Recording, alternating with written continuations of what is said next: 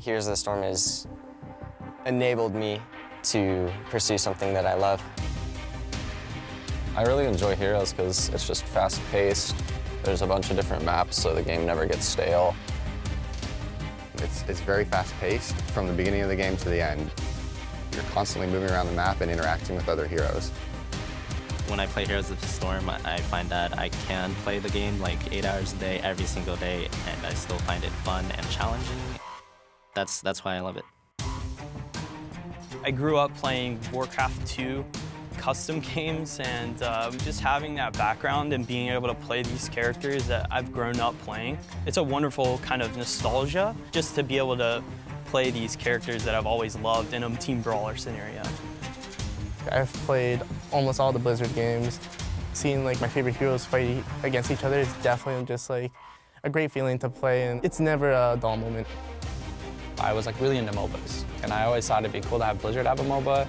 So then Blizzard came out with this game, and it was kind of like a no-brainer for me. So I mean, I loved how short the games are and just like how cool the community is. That's been a big thing for me. I love Heroes of the Storm because it's allowed me to establish like personal relationships that I now value. It's really, I guess, like heartwarming to see like so many people like who support you, who support esports. Like it's a passion of mine, and it's like a passion of theirs too. And they like watch you because they love the game, they love esports. It's really amazing. You know, everyone on the team wants to be the best in the world. That just means, you know, everything. That's why I play the game. I want to be the best, and it's extremely important to me.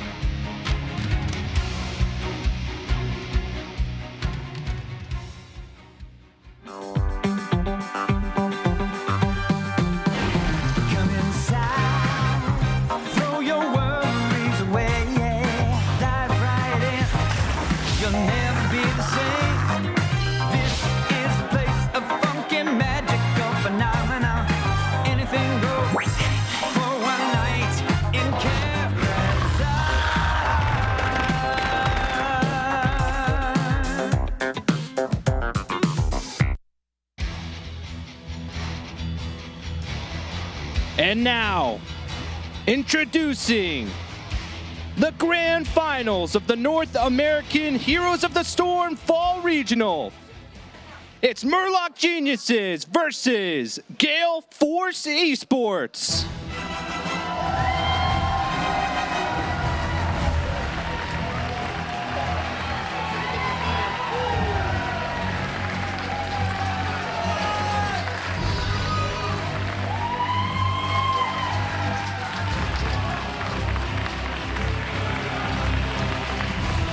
The grand final here from the Heroes of the Storm North American Fall Regional. Murloc Geniuses will take on Gale Force eSports as we find out who will be taking that all-important spot, moving on forwards to BlizzCon here and claiming themselves to become the champion of North America. Let's start things off, boys, and we're having with Dunk and Jayhow on the couch with Murloc Geniuses, coming off the back of a 3-0 clean sweep against Vox Nihili and looking powerful. Powerful. They look like the best team in North America right now, Carlaris. I mean, they are the only team that used Sanctification amazingly. And then, of course, on the other side, we have Gale Force eSports, North American champion currently reigning, but it looks like their title might be up for debate here, Jay Howe. Their title is a little up for debate, but they said it 2 months ago that their aspirations were not just the fall champions here in North America. They wanted to be BlizzCon champions. This is their first step to get there if they're going to make it. Let's see if they are going to. They took a bit of a rough and rocky road throughout the tournament so far, not having the easiest time in Group B and not having the easiest time up against Naventic, to say the least. The Tracer, Crowan, came through for them during their semi-final. Crowan absolutely came through for them in that finals, but I have to say it felt a bit like Tracer was their saving grace. But Murloc Geniuses knows that's coming now. They will not fall prey to the same trap. They're not going to build compositions that just fall over to a Tracer. They've seen Crowan play it, and they will deal with it. You talk about dealing with it. I want to go back to something you said off camera. When we did the intro, you said they look like the best team in NA when you were referring to Murloc Geniuses. Why don't you tell people the truth of what you did say? Because you said they are the best team. You think they can take down Gale Force? Absolutely. 100% confident. You can say that. Look me in the eye with 100% confidence. That's what you think. They can take down Gale Force. Will they? I don't know. Looking at the group stage, I would say they looked the best in the group stage. They looked the best in the playoffs. No question. Their coordination with Heroics was amazing for NA, given this event, and it wasn't for Gale Force. I mean, in Gale Force, we saw them fall against Vox, and Murlocs crushed Vox. So I think that Murlocs has it. All right then, that took an interesting turn. Okay, so let's. Of course, you can hashtag HGC and tweet us at Heroes Esports as well as at ESL Heroes here. Join in the discussion and make sure you get those predictions in as to who you think is going to win this grand final for the fall regional. Now, of course, Dunk has his favorites. I want to know who your favorites are, Jay Howe, going into this. I don't know if I have a favorite. We talked about HGC right there. This crowd was lively when they did the intros. Yeah. I'm actually kind of curious if they were rooting for Gale Force or whether... Oh, I heard it.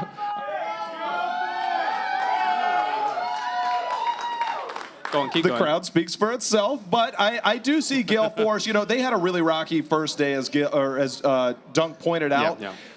They looked a lot better today, a lot better. They went up against Naventic. Of course you're going to go Game 5 against Naventic, who was considered the favorite coming into today. I think being able to have that quote-unquote practice in their first round means that they're going to be already hardened, ready to go. They didn't have an easy way to get here, and I think that's going to help them. All right, let's get into it. Cursed Hollow will be our first game in this best of 5 of the grand finals, as Illidan and Falstad are going to be the first bands out, and Murloc Geniuses. Surprise, surprise, it's Zagara all the way, Dunk. No surprises here. That's pretty much par for the course for Murloc Geniuses. Now, the Greymane is available. I would expect Gale Force to pick that up. It worked in their Tracer composition that they showed off. Tyrael also available. Those two have amazing synergy. But there's even the Uther that they can go for. I think there's so much on the board. The diversity that we've seen out of Gale Force's heroic compositions that they've been able to do. Some of them have looked phenomenal. Some of them have looked a little bit questionable. Leading off with the Uther here, I think it lends to a lot of flexibility. I'm curious as to what you were just talking about, whether Greymane is going to be that first pick to go with Uther there to be able to have that Divine Shield if necessary. Greymane seems like the highest priority hero left to me. I mean, we saw them put so much value on the Illidan, fearless about picking that early, but it got banned out. Same with Falstad, but it got banned out. So the Greymane just seemed like the default choice to go to next if you're looking for that high impact range damage role. My big question is, coming into this, I felt that maybe Murloc Genius's bans were going to be angled towards Illidan and Tracer all series long, unless something really strange comes along in terms of maps. Is that probably a potential here? Because if they do, those seem to be the playmakers of Gale Force Esports throughout their games when they've won. Crowan seems to take these high-skill heroes. Now, a lot of people will look at Li Ming and they're like, oh, it's easy to do damage. But there's a huge difference between doing damage with Li Ming and then executing and making plays with Li Ming. That's what Crowan does. And he does it with Tracer as well, who is a very high-skilled hero. But we see Li Ming taken off the board as well as Tyrael. I love the Tyrael pickup here to deny it from Gale Force. The Tyrael pickup looks fantastic here. Plus the Li Ming. Not only is the Li Ming a denial pick for Gale Force because Crowan is so reliant on that hero or Tracer, which I expect to see Murloc Geniuses ban out, but the Tyrael is amazing to protect from the Greymane. If they don't ban out Tracer here, then you can expect Li Ming and Zagara to be in a little bit of trouble. I understand the Abathur ban. You don't want to deal with double Greymane. I would not be surprised at all to see Tracer picked up here. Do you think it's something that they pick up here? Obviously, I feel like it's going to be a safe pick if they want to hold on to it. But is it something they pick up early and threaten Murloc with, or do they try and hold it for their last pick? they know that Murloc knows about it. So there's nothing saying, oh, we need to hide this, right? To last pick. Murloc knows it has to be coming since they left it open. So I think if you're Gale Force, it's either if we pick Tracer now, we give them the opportunity to counter it for sure, but we leave more flexibility for our other roles, perhaps another Warrior if they pick up one with Tracer, or if they want to go solo Warrior, that's an option too. I'm really curious, obviously, with Li Ming on the other side, do they look at maybe going, if they don't go Tracer, if they opt to go with Tracer, do they try and go with something like an Burbank to help defend against a lot of that poke that comes in from Li Ming? Or will we see? We haven't seen the best of ETC play this weekend. I think Burbank's there, Muradin's there, which B-Kid plays really well. I'm actually really curious to see what Gale Force does here with their Warrior pickup. Yeah, ETC has looked very underwhelming, honestly, all weekend. We've seen teams split apart and make advantage of the fact that ETC doesn't bring that bruiser damage potential. The only team we've actually seen run really successful ETC is Murloc Geniuses, who both used it for pickoffs and with big mosh pits. But Gale Force does go ahead and pick out the Tracer like we were expecting. I'm almost curious if they might opt to, and this is something we see some teams run, is a Tassadar. Something like a Tassadar to be able to supplement the shields. The thing about that is that you're pretty much all in at that point with Greymane, with Tracer. It makes it really hard. I really feel they need some type of wave clear to be able to supplement some of this. I don't know if Sylvanas really fits into this comp. It could. Kael'thas still on the board. I think there's a lot of ways that Gale Force can go with this, and whether they pick up their Warrior pick here or not is going to be very telling as far as what their mindset is. My primary concern, if they were to have gone Tassadar, would be that they're really damage light and vulnerable to being split up. We've seen Murloc Geniuses excel with Zeratul, so I would be really concerned about building a composition that relies on that Tassadar protecting the Tracer, because Zeratul can split someone out with Void Prison, and that was something Murloc Geniuses could have gone for. Instead, Gale Force goes for that Thrall, Bruiser, anti-engage potential. I think that leaves their composition wide open in terms of what they can end up last picking. We know they need a Warrior, but will it be that ETC? Will it be that Muradin? Are they going to commit to the dive fully? Well, that's still to be determined. My question is for Murloc Geniuses, don't they need like a really strong front line going up against a Greymane, Tracer, Thrall that are going to cause your backline quite a lot of pain if you do not have a wall in front of it? It's a lot of heavy engagement. Can you imagine a Sundering hitting you and Greymane just going in on whatever target he wants? And with Li Ming and Zagara, there's that Brightwing pickup that you were just talking about, the potential Emerald Wind. Do you think that could be a pickup here for Murloc Geniuses as he supplement, as Kalaris was just talking about? They're going double Warrior here. Absolutely. I love the ETC pickup here. Brightwing, also amazing. I am concerned Brightwing's going to have a hard time keeping that Li Ming alive, though, against how much damage is coming out from Gale Force eSports. But the Emerald Winds can be clutch here. I mean, we've just seen how amazing they are at disrupting teamfights, preventing engages. So when Tracer goes in to dive the backline, Poly her, Emerald Wind the Uther out, can't save the Tracer, and it is pretty easy for a Li Ming Zagara to pop a Tracer in the backline. Yeah, I think one of the things that we might potentially see is in a 5-on-5, it's much more difficult to deal with Tracer, but if Tracer's trying to get that poke oriented, you get the Poly and then power slide onto it, it makes for an easy target for Li Ming. So I like what you're saying there, but we do see Johanna, the last pick up here, a very safe pick, to say the least, to be able to deny tributes and to just control an area. Yeah, it doesn't feel like they're going to have to worry too much about like any true dive potential from Murloc Geniuses. So Johanna just to disrupt the front lines, cause them some Mosh problems. pit potentially, stuff like that, yeah. Yeah. I wonder if we'll actually see the Falling Sword here. I mean, it could be good to get onto the Zagara. She can't really escape from it. It can dodge Maw if that's the heroic they go for. And in addition to that, the entire Gale Force team really can just run into Murloc Geniuses. They don't have the best to deal with that other than Mosh Pit. You know what I love when we look at a picture like this is when I see Michael Udall there in the middle and Akaface on the right, or to our right, is they look so confident. Every game that they step into, they never look scared of any team in this region. And I love what they bring to the table. They have, we talked about it yesterday, a lot of playmakers. But I think if they stay within themselves, they look really good. At the same time, Cawthon looks hyper-focused here. And we know he's going to be playing that Zagara. I have so much faith in Cawthon Zagara. It has pretty much won them every game, or at least gotten them the level lead so they can excel and truly show off just how much synergy they have. It's funny because Cawthon, look, out of all of the players on the stage, is probably the one with the most esports experience, and that's going way back into StarCraft days. So whenever we get to see him on that Zagara, you know, he's able to just kind of really keep track of the minimap very, very well, and able to kind of, you know, solidify the team as a whole. The guy there in the second chair from the left, that's Fury. He just was dropped about 4 weeks ago by Gale Force eSports. He might be looking for a little bit of revenge. Indeed, against his previous team as B-Kid came in to replace him there after that was the case. So we are almost ready to get into game number 1 here of the grand finals between Murloc Geniuses and Gale Force eSports. The previous champions of the North American region go up against the true challenger who is on a rampage here in the Fall Regional #1. We're heading over to Gillyweed and Dread to bring you the action from the grand finals. Thank you, Kyle Laris. That's right, Gilly here with Dreadnought for the last best of 5 of the weekend. The grand finals between Murloc Geniuses and Gale Force eSports.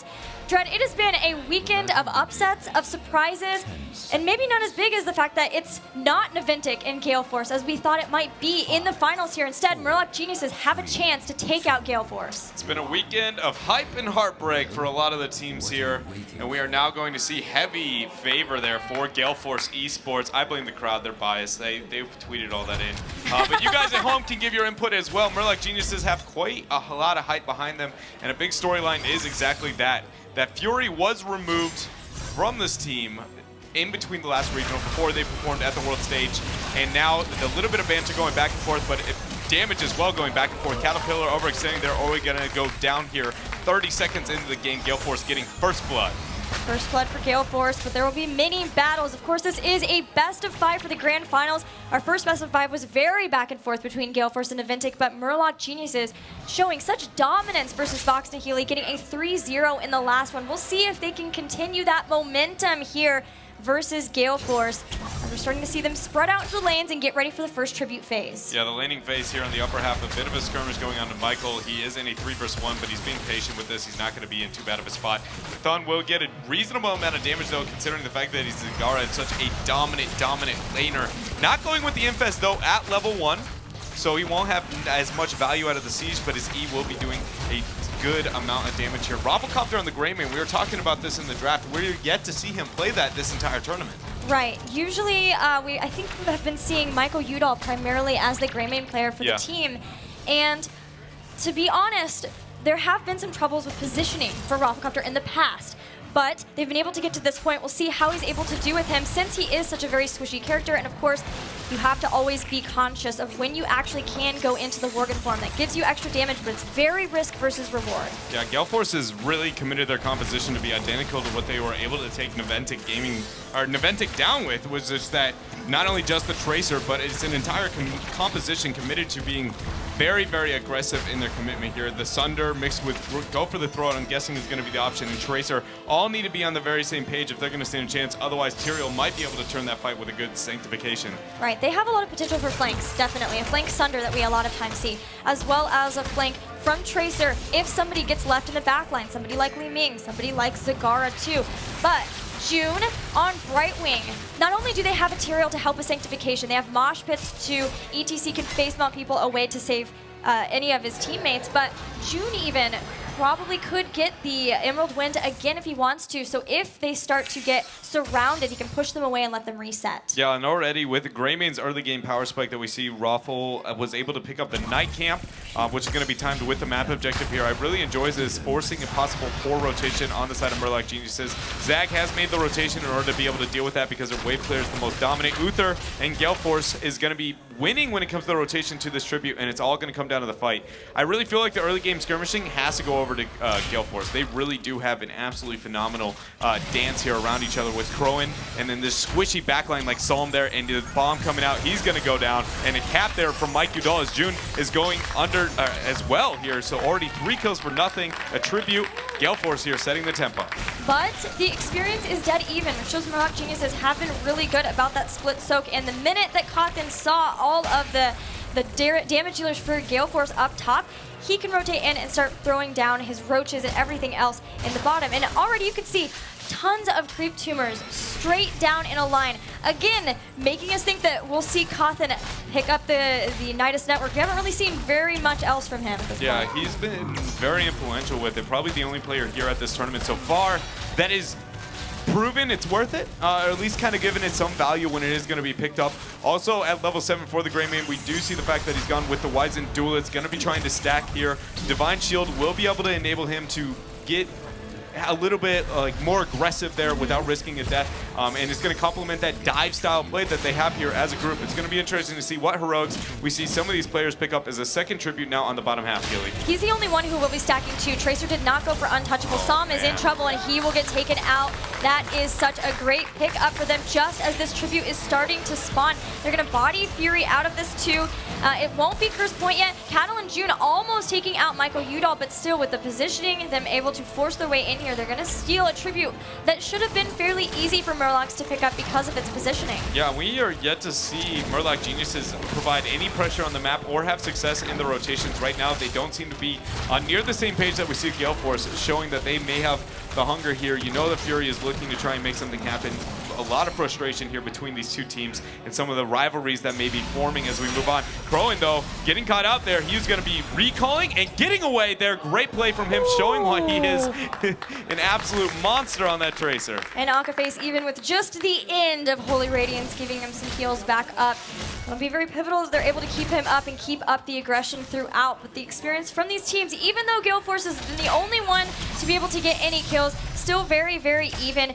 With Curse Point here for Gale Force. So Murloc Geniuses will have to contest this next tribute if they don't want to just give up a curse. I really would like to see Murloc Geniuses worry a bit more about some of the map objective pressure. They haven't gone for Knights, they haven't gone for Giants, and typically that's really, it's not that big of a deal. They're dealing with it, right? They haven't gained or lost too much of experience either way, but Gale Force eSports doesn't have necessarily the best wave player, especially with the Tracer Uther not too dominant on their own. Fury getting caught out here, it burns his Q, will be able to get away, and a tribute is now spawning in position for Gale Force eSports. He's not going to have the tap, and Brightwing's not the best healer here, so Fury's going to go into this fight possibly a little bit low, and it looks like the teams are more concerned about hitting 10.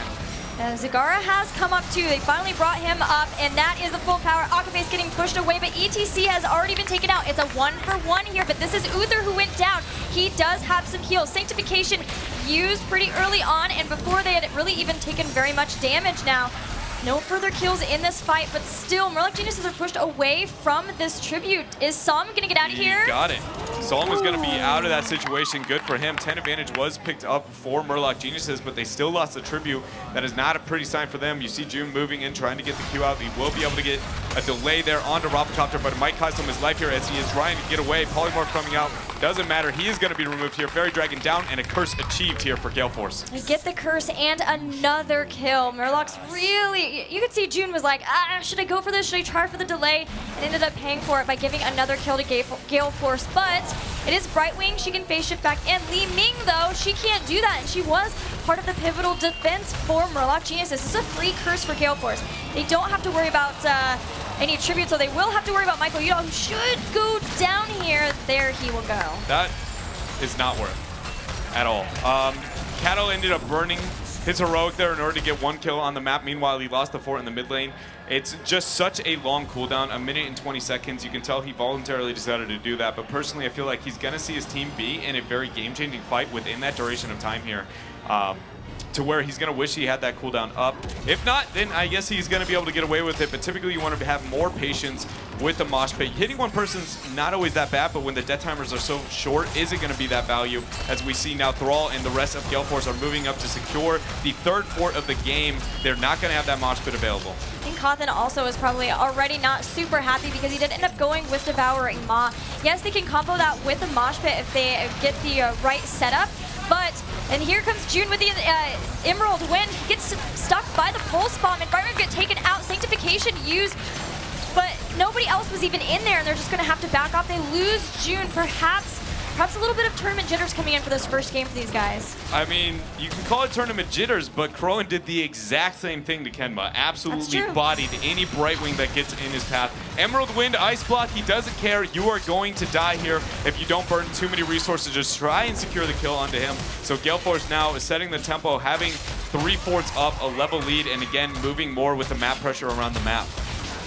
Yeah, I just don't know if they can rely on an Emerald Wind to start the fight like that. No, they can't. Personally, I think that's the last thing that they want to be using. Ideally, they want to open with a Sanctification Polymorph style play and then using the split with the Mosh Emerald wherever they can into a fight. Even the Maw, they have so many zoning tools that opening with the Emerald, out of all of them, it seems to be the worst. Yeah, I'm really glad that they did get Maw, though, because Gale Force has been really, really good about clearing up the creep for the most part. They have people who excel at it, doing it pretty easily, and with Burning Rage as a potential for Johanna, which she did pick up at 13, it gets even easier. So they do have that ability to zone people away. We'll see if they can do it right here as Cattle starts to go in. Recall was used. Crowan is low, gets hit by Infested Drop.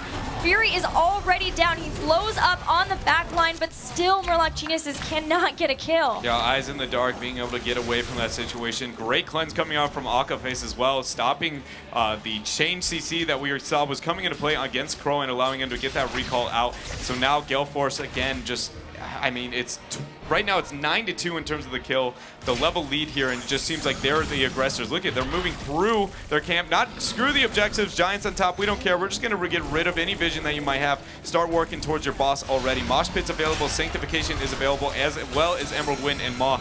They do not want boss fights. The last thing Gale Force wants in this situation is boss fights. They have no boss control comparative to Murlocs. Right, they just have Sundering, which does not compare at all with Emerald Wind. Sanctification, Holy Ground is 16 to Mosh. They're gonna just back off of that. They know that they are controlling this game. They've taken out all of the forts. They've eliminated a lot of the split push power for Cawthon, which wasn't really going for as much again without Nidus Network, but still is a nice win to know that the lanes are all pushed towards your opponents. So this is going to mean that Gale Force manages to pick up a tribute and a boss here. No rotation to try and get a delay, maybe make a big play on the side of Murloc Geniuses.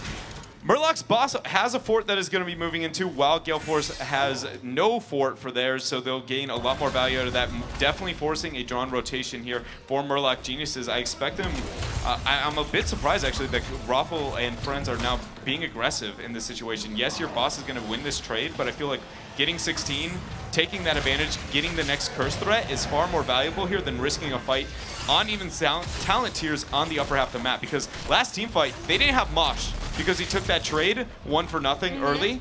That is not going to be the case here, and a fight here is very bold. It is bold. We'll see if Murloc Geniuses can actually get set up for that. Again, Gale Force really wants to make sure they're not grouping up too much. There goes the pull on Cattle. He is there. If they could take him out, of course, that would be wonderful, so they don't have to worry about the Mosh, but they don't just yet. You can see Gale Force running away. They know that's the time that Murlocs want to get into a fight. They want to force something before Gale Force gets a talent advantage again, but they might be able to here at the tribute. Yeah, nobody's going to get the zone quite yet. You see Akaface getting a 4-man dismount will not be enough to be able to stop that delay. But now these teams want to fight in these chokeholds. 16 still not obtained here for Gale Force Esports. The chokehold fight, normally I would like to say goes in value or in favor of the Sunder, but when you consider the fact that there's Mosh Pit, and Emerald Wind, you know that Gale Force does not want that fight. They're backing out, saying we want the 16. That's not an area we want to take that. And for now, gonna play the patient game, worry about the trips.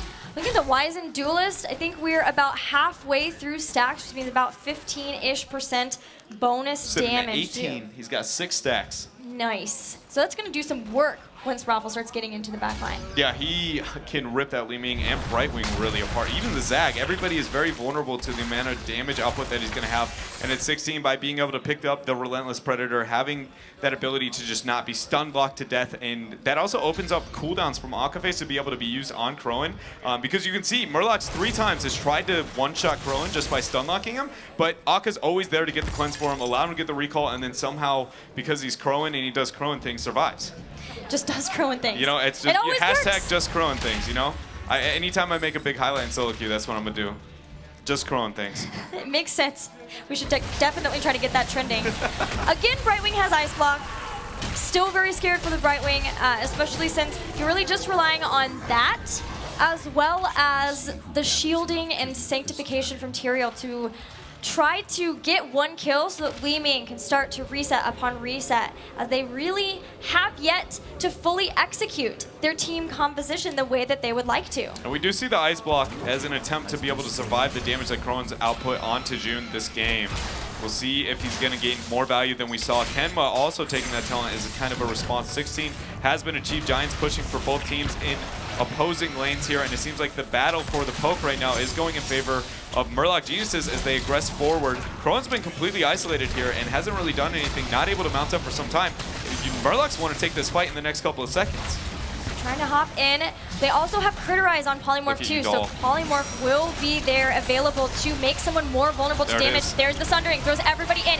Instantly, everyone from Gale Force responds. Big 5-man sanctification and the Emerald Wind to push everyone from Gale Force back, and they do survive. Yeah, Wave of Force is still available. Good holy ground to get the split, but now Fury looks like he's going to be the one blocked out there. A blind Feral Heart is going to land there. Raffle trying to zone the rest of the team as Fury will be falling down. His passive's going to come into play. 1-for-1 though. Mike Udall is now in a rough spot. Ooh. He's going to be able to survive, so now it's a 4-4 here, Gilly. And that was Greymane. They reset the stack, so important, and Murloc Geniuses starting to heal back up. Here comes Crowan, and Cattle was watching for it. He forces Crowan to get back. Yeah, and they're really doing a great job. We need to keep in mind that as B-Kid is slowly falling, Udall trying to get a delay. They cannot take this fight any longer. Akaface now is going to be pinned into this chokehold. He will not survive either. Great body block from Kathan, but Giants pushing top the entire TAM, gaining a large amount of value as well here because nobody went there to go clear this up. So a major tempo swing here for Murloc Geniuses. There's similarly a bruiser push in the mid that has started to work down the keep there. And that is one nice thing for Gale Force, but that finally we saw the execution and the ability to stay safe for Murloc Geniuses through that very hard engage from Gale Force and being able to reset the Wizen Duelist stacks. That has to feel so good because those were starting to become a problem. The next 2 minutes for Murloc Geniuses are really going to decide if they are a great team. Bosses are going to be spawning at almost identical timing for both of these teams, only a couple seconds apart here. Tribute could spawn in a bit, and when it does, if nobody opens up with a boss trade right out the gates, they have the global. Now they choose what is the major play. They've already postured, they decide we want to go with the boss. Nobody's going to get that delay, but they can make that early rotation, send Brightwing to be able to clear this up on their own, get the teleport later. I really would have liked to see them try and bite off a bit more than they're going with because now they're trading bosses and a tribute for free. Yeah, and that does allow Gale Force the potential to win a team fight, take a couple of people out before the next tribute, and get a curse. Gale Force not starting the boss instantly, sending one person to get the cap. They were very fearful of the rotation coming out from Murloc Geniuses, so that's going to be a free boss moving into a double boss play potentially here. Instead, actually posturing towards mid fort instead. I don't know how I feel about this decision. If they end up getting the curse, I think this is very optimistic from Murlocs. They're leaving the boss up in the idea that if they are successful in the next team fight, they can get the curse, they can get a boss, and that is a far bigger play, but that's having a lot of confidence that you're going to do well in that next team fight. But we talked about it, right? If there's any potential that Murloc Geniuses are starting to come in to get this boss, don't they have to leave because of all the heroics that Murloc Geniuses have? They have Emerald Wind, they have Mosh Pit, they have Maw. What do you possibly do? My mind's blown by Gale Force committing that many resources to these rotations. They just got out-rotated so hard to allow that double boss for like free, no harassment, and it's a curse. That was a very big misplay on their part. They aren't even abusing the global. Really, it just... Gale Force was like, do we go mid, do we go bottom? They baited them through the mid fort that they're going to lose no matter what. Could have gotten that boss eliminated and then ended up getting harassed with Crow in there. But now they have a lot of things sieging against them, Gilly. Yeah, Murloc Geniuses are here in the mid. They know that everyone from Gale Force wants to respond to the boss, so they put them in a choose how you lose situation where they can't deal with both of these threats at once. So they'll start sieging up here at the mid keep. The boss has moved on and taken some chunk of the top keep down. But Gale Force, importantly, has not lost a keep yet through this curse. There's still 30-some seconds left, but they no longer have to worry about losing a boss to Murloc Geniuses. Yeah, that is a nice positive side to this as 30 seconds are ticking down onto the curse. 20 is going to be achieved now for Murloc Geniuses. Expect them to get a minimum of one keep here as they start getting aggressive. Gale Force is just trying to soak the side lanes as best they can. June will teleport in here, get the shield onto the Psalm, and one keep now first of the game. Even though the kills sit 10-5 in favor of Gale Force, experience and structures say a different story here. It shows that you win off of taking out the core, off of taking out structures. Fury diving in pretty deep. Uses Holy Ground though, he knows he can get back out of that. This will be potentially a second keep here, although Fury's getting pretty low. Oh man, that was really close to being ugly. Psalm just saved Mike Udall really badly. The Wave of Force put him out of the range for the Holy Ground to gain max value in that chokehold. They would have drawn so many resources from Akaface, but now it looks like Gale Force is the one who wants to try and get the fight. They have level 10 Rafflecopters in position along with Crowan.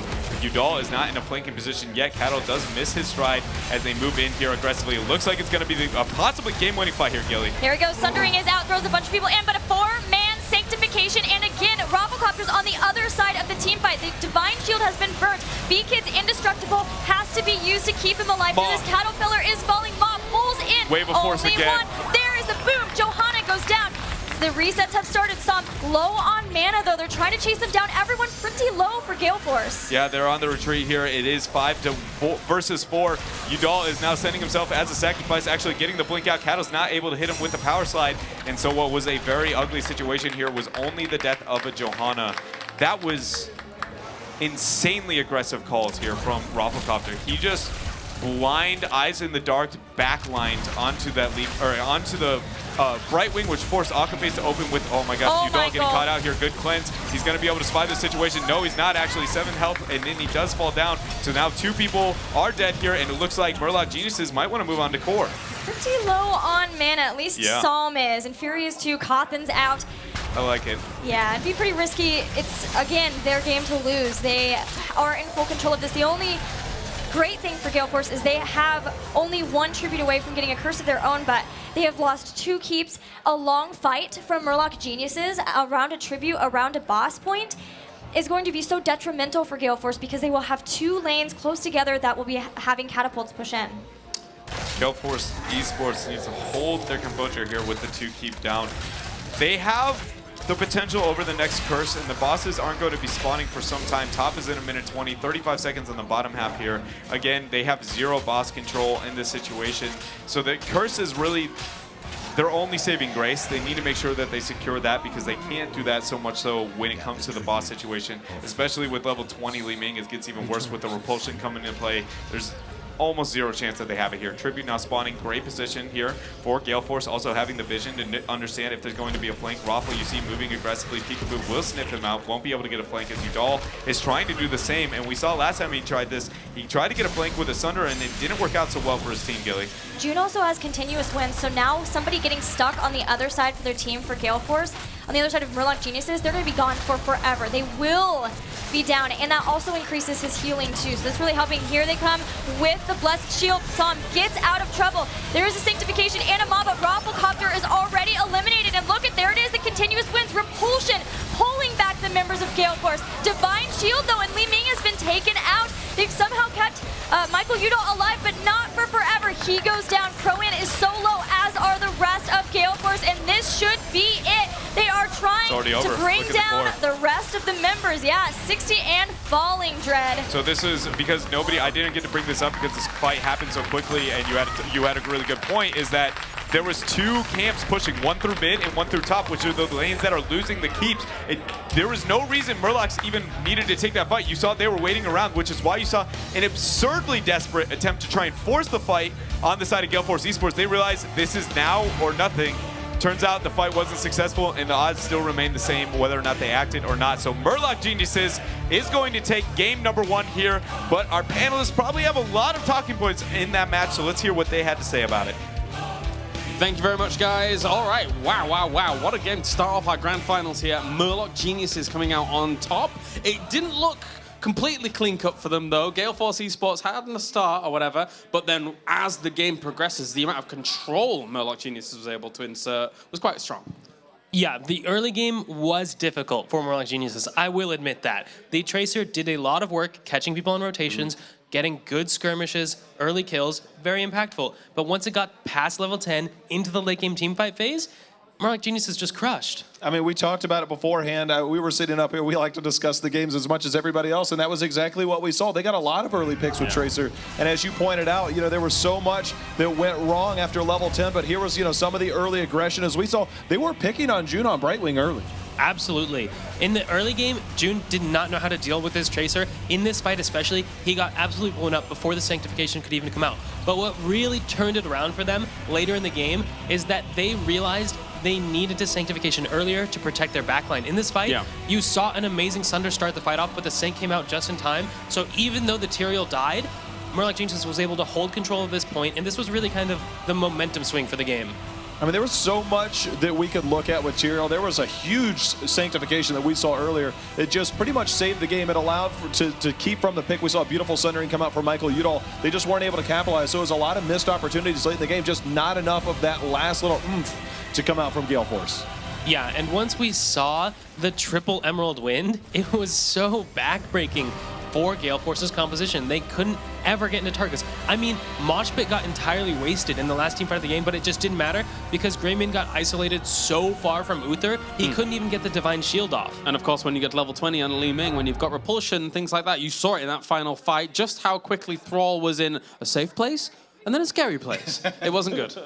It was definitely tough. I mean, the late game definitely favored Murloc Geniuses there. This is, I mean, I said it as soon as Jake and I ended. I said, this could be fireworks. And that game number 1 shows that this is one heck of a series we have on our hands, Dunk. They looked so closely matched. I'm actually really happy with this. GFE went for the Tracer. It felt like their ace in the hole. And then Murloc stuffed it. I mean, yeah, they took some losses, but they got there in the end. And, I mean, if that was all GFE had to throw at Murlocs, I mean... It's not about how you start, it's how you finish. Maybe. Conquer the Tracer. You've done well so far. So let's see if they're able to do that again. Our next map is going to be Sky Temple here. And if GFE wants to kind of go down a similar road to try and kind of defeat Murloc Geniuses, might not work out. I mean, what you were saying, Dunk, about Murloc Geniuses coming in and them being your clean favorite, them winning that game after GFE had a pretty good start to things. It could spell doom here for our current reigning North American champions if they're not careful. I don't expect GFE to fall apart yet. Yeah, their pocket pick, the Tracer, it did get beaten, but they have been playing a long time. They know they can still play standard. So I expect in this next match, Gale Force will play without the Tracer and try and beat Murlocs in a normal game. When you say normal game, the thing is they took Li Ming away from it. They picked up an early Li Ming and Zagara, basically baited out that Tracer, and at times it looked shaky. I'm curious if they still have the same type of confidence. After what they saw, they were able to pick up with it. That late Tyrael pick with the ETC really seemed to be their saving grace to protect a lot of what they were trying to accomplish against Gale Force. All right, we're going into the draft for game number 2. GFE will open up with a Tyrael first pick. I'm so glad this is the day and age. Tyrael first picks. Oh, I'm a happy guy. Finally, it feels like the teams are giving Tyrael the respect he deserves. Tyrael was amazing last game. He really was. So Gale Force realizing that, first picking it over all the other options available. When we look at Tyrael in particular, it was something we talked about when we look at Murloc Genius's roster. They have Fury, who could be easily the best tank in NA. They also have Caterpillar, who used to main the warrior tank role, and now he gets to play the off role and be a lot more flexible, and that's why I love Murloc Genius's roster when they want to opt to go with that double warrior front line. And overall, what we saw there in terms of the bans was the ban on Zagara first against Murloc Geniuses. So I would say a lot of respect coming out there as well. Respect, Ben, for sure. Gale Force, first game, they're like, all right, you get your Zagara, we get our Tracer, we'll see who wins.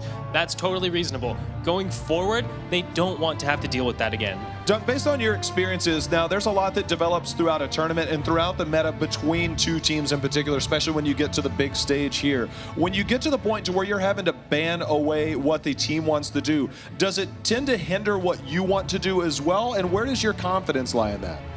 Sometimes it can be a big problem.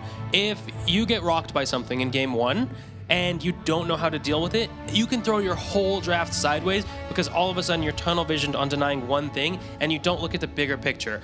I don't think that's going to happen to Gale Force here. It seems to me that since Zagara was so close to the ban tier anyway, they're going to be able to adjust to that and still be fine. Now what I do like is the Kerrigan pick from Murlocs. That's a really high power pick. It seems risky though this early in the draft.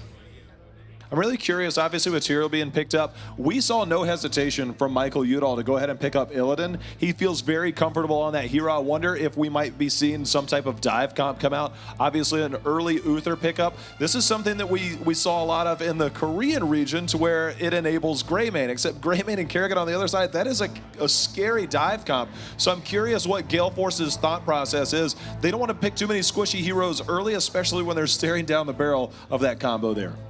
What I would really like to see from Gale Force is a Calamity-intended Li Ming to follow up on that dive, and then in the late rotation, pick up the Illidan. Because right now they have all of the setup for Illidan. They have Uther and Tyrael to keep it alive. Pretty much any melee hero you pick is going to be fire when it gets in that backline of Murloc Geniuses, and Greymane's not going to be that impactful when he has to wait out a Divine Shield and a Sanctification before going for the throw. Right. Now, obviously we have to wait through the second ban phase, but one of the more popular things that we used to see before this double warrior meta was kind of like a Tassadar to help supplement to give the shields. Does that lend, or do you think the new meta has kind of changed that type of strategy that we traditionally would have seen 2 or 3 months ago? The Tassadar composition definitely works. It really does. It's fantastic. It's great with Illidan, but we do see the Illidan banned out. Respect. So I absolutely respect ban there against Michael Udall. His Illidan was absolutely critical for winning earlier matches against Naventic, and that respect ban makes total sense to me. They already have their own melee assassin, so it's not like they're banning themselves out of choices in a role, so just solid all around. Now, Gale Force going with the Abathur ban instead of opting for maybe the Rhaegar deny. Sure, it's a smart ban on the side of the Illidan, because obviously now Crowan has his Li Ming, not likely to go down the Tracer route. You wouldn't really have to ban that anyway. It's very unlikely they'd use them in synergy with one another, right? Or I agree. The only person we've seen play Tracer is Crowan. Yeah. So I wouldn't expect both Li Ming and Tracer in the same game, although if Gale Force has been practicing those two together, it could be a nice curveball. Really curious what Murloc is going to do here, whether we're going to see that double warrior setup. Now, here they can easily go with any warrior that they want. It's just a matter of, do they go with the warrior that they want to show that Fury would likely play, or is it something that we might see? And that's definitely a Fury pick right there, I think, when we look at Johanna. Again, Caterpillar does have the flexibility, but more importantly, Gale Force. This is a map that lends towards somebody like Zeratul to have that open area to use that Void Prison. It's a hero that Michael Udall is known to play. If you have a full dive comp with somebody like Kerrigan and Greymane and you try and isolate the back, it does work. Obviously, Rhaegar position a little bit different. I'm kind of curious if that's in the wheelhouse right now for Gale Force, but we're about to find out with their last two picks. Never mind. Sonya. Ooh, looking to contest the front line instead of going for that dive that you were talking about. I actually like that pick a lot because it's going to give them so much control over the front of the fight. In the mid to late game, Sonya absolutely bodies Kerrigan when you're in the standoff phase of the battle. So now I think with that Sonya pick, you've gotten so much late game control on Gale Force's side with the Sanctification, the Li Ming Mirror Ball at 16. You can't win a late game fight as Murloc Geniuses, so they need to get an advantage with Kerrigan, and Tassadar is going to be great to shut that down. I was going to say, like, something that stands out a lot is like the idea of Super Sonya, and normally you see it with a Tassadar, but she already had Uther and Tyrael with her to go into the front and keep us solidified, never mind having a Tassadar as well, so this is truly God Sonya. I feel it came down to two picks there because they had to fill out Rafflecopter. It was either going to be a Sylvanas or a Tassadar. They're opting for a little bit more protection. As Dunk said, once they hit 16, that mirror ball, if Crowan lands the shots that we know he can land, that's a big chunk of damage. But staring down the other side is Tychus looking at that double warrior front line. Tychus just does not instill me with the same amount of faith as Cawthon Lux Zagara, for example. This draft, to me, feels like Gale Force got a really sweet composition. And also, it's not necessarily the two tankiest of tanks, right? They don't have the higher health pools that Tychus is going to be able to chew through. Of course, he's still a very good pick in this regard, but some of the utilities lost there slightly, I suppose. The fact that we see Caterpillar on that Tychus gives me a little bit more faith. I think anybody else right now playing Tychus in NA is a little bit questionable. Caterpillar, he's shown a strong Tychus, I think, throughout the few days here. His Tychus definitely is one of the ones that stood out. A lot of the times in draft, Tychus would get questioned, and sometimes it didn't look that good.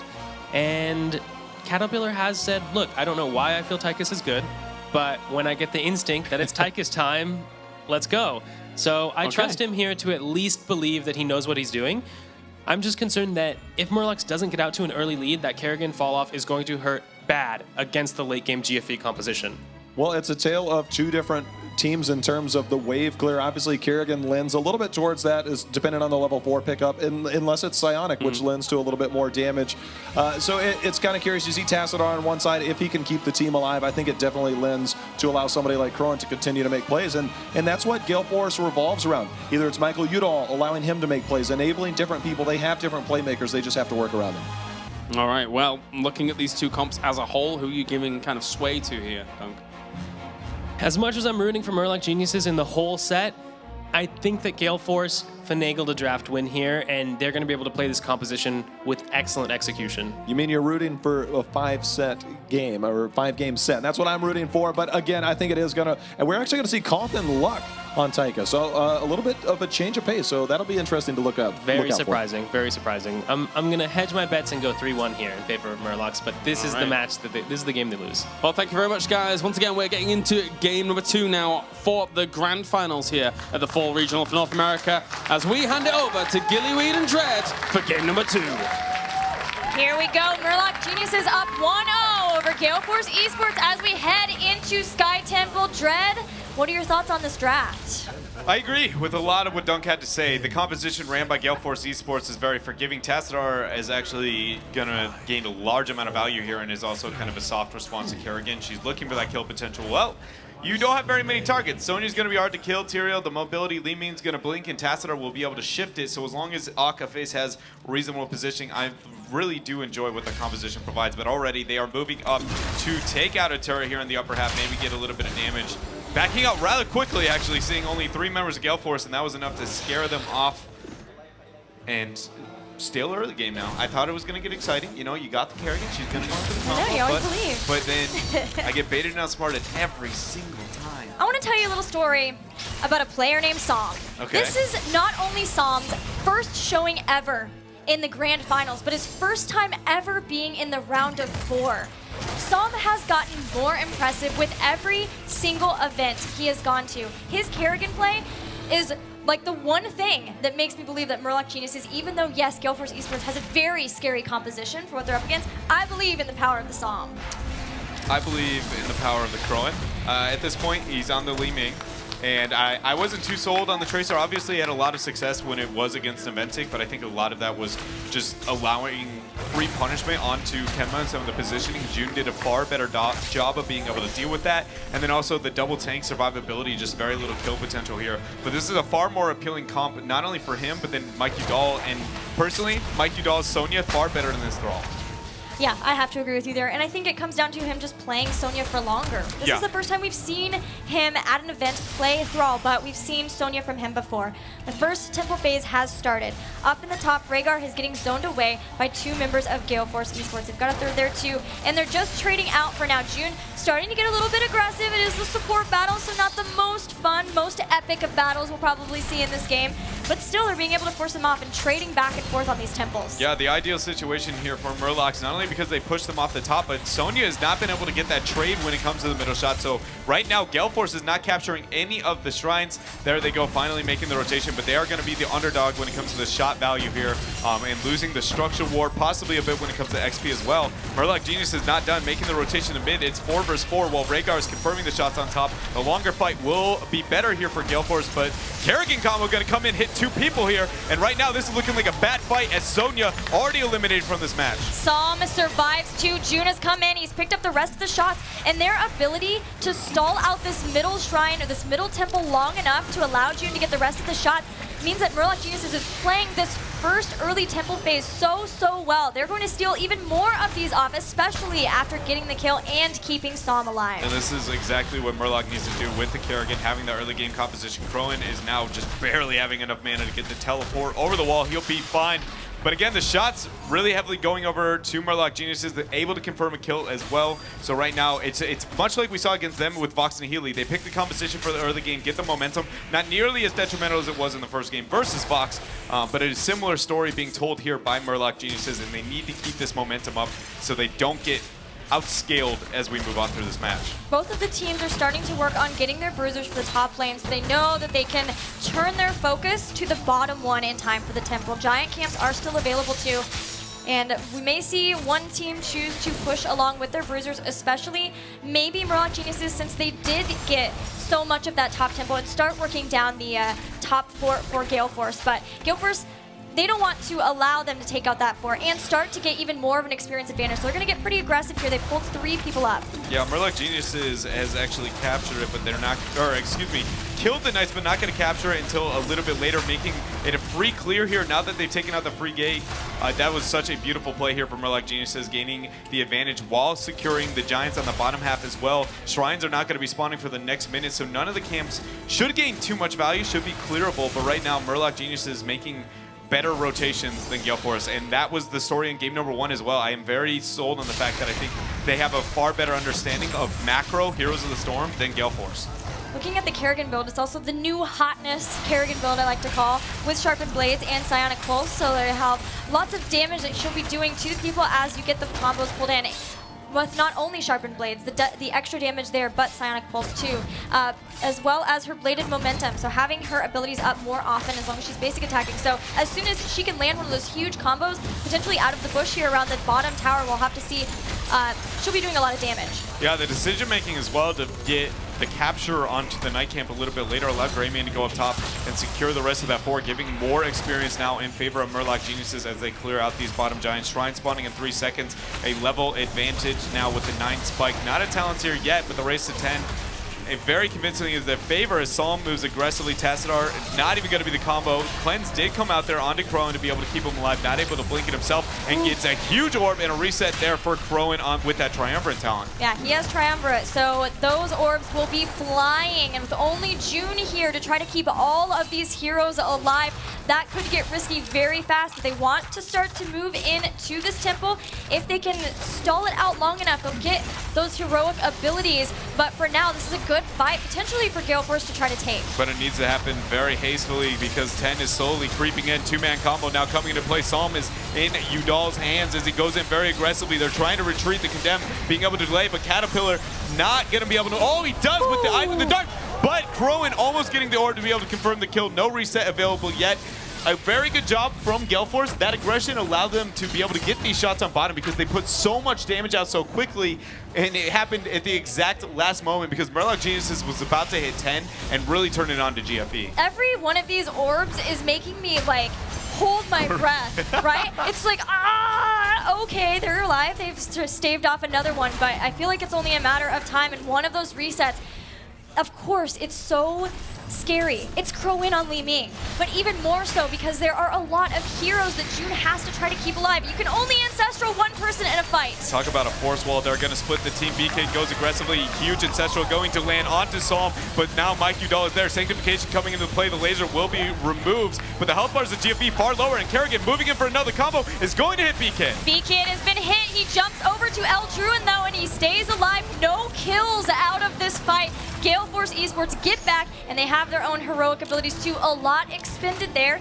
They did have to use Sanctification, but they still have Divine Shield. It was a really big deal that Akaface didn't use his Divine Shield in that team fight because it's a far longer cooldown. Sanctification is in a situation where you can use it very casually, but you want to make sure when you use the D-Shield, it is timed appropriately. They didn't really burn any major cooldowns, where on the side of Murloc Geniuses, Ancestral Healing, Tychus's Laser, we even have the Blessed Shield popped. This is a really good advantage for GFE, and they're trying to capitalize here by making this aggressive rotation. 4 in mid is an easy retreat, but Psalm is getting stunned out. A big laser and combo coming out from Crowan once again, and he's not done, sending out more damage.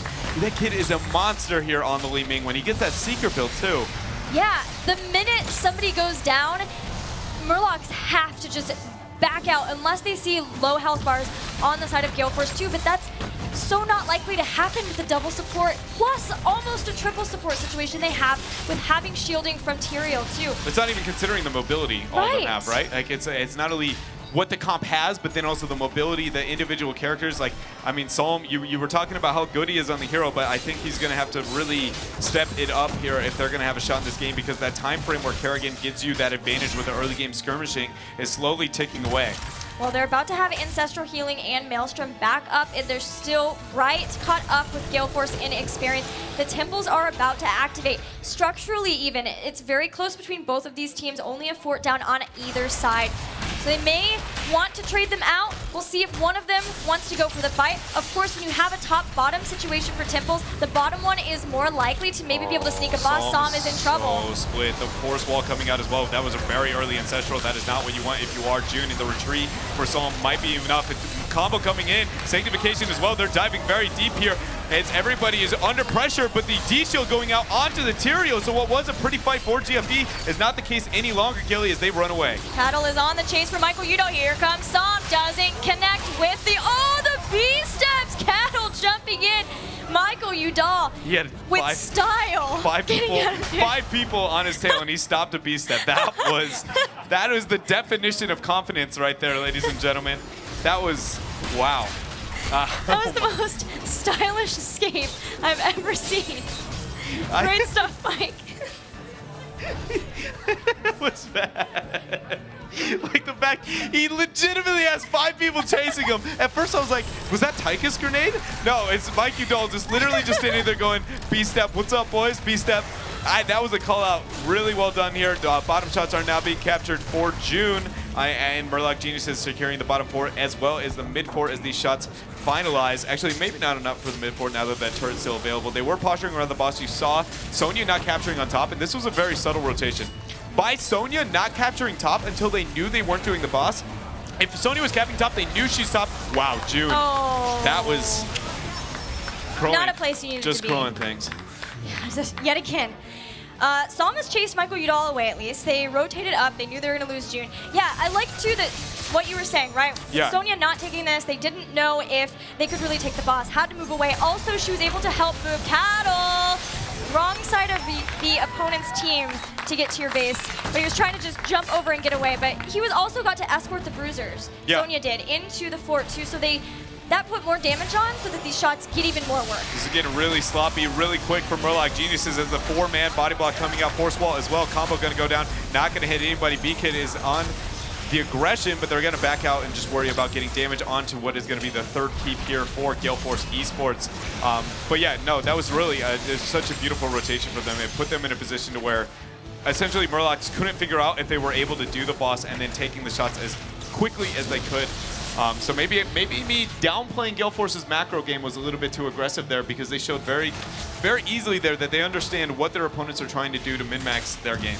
At level 13, a pretty interesting talent pickup for Psalm is getting Queen's Rush. It's her version of Sprint. It's not as powerful as Sprint, but you do get a free version of it with every hero takedown. It shows to me that this is a scary match for them, right? Like they're trying to just get whatever sustainability, mobility that they can so that he can get out of trouble. A lot of times you would see like Eviscerate, the extra range on Q, on her Ravage, but not the instance here. Not even Double Strike for more damage either, which is kind of the new talent that you get with this build. But Psalm really wanting to make sure he has mobility to escape if he needs to. And right now he needs to escape. There goes Li Ming. Crowan throwing in. Ancestral healing pretty early on, as is Sanctification. And they're going to try to jump right back into this with Maelstrom. Divine Shield has been used on Sonya. Beacon getting pretty low, but so is Psalm. Psalm should be the first one to go down, giving Li Ming the reset. Reset number 1 coming into play. Reset number 2 as the follow-up Fury is now trying to get out here. He's going to be stunned down. Unstoppable coming into play, retreating to the boss, making sure nothing else happens to his team. And as we say that, the boss now going to be picked up for Gale Force eSports as they had level 16. And yes, that was obviously, again, another pretty fight for Crowan.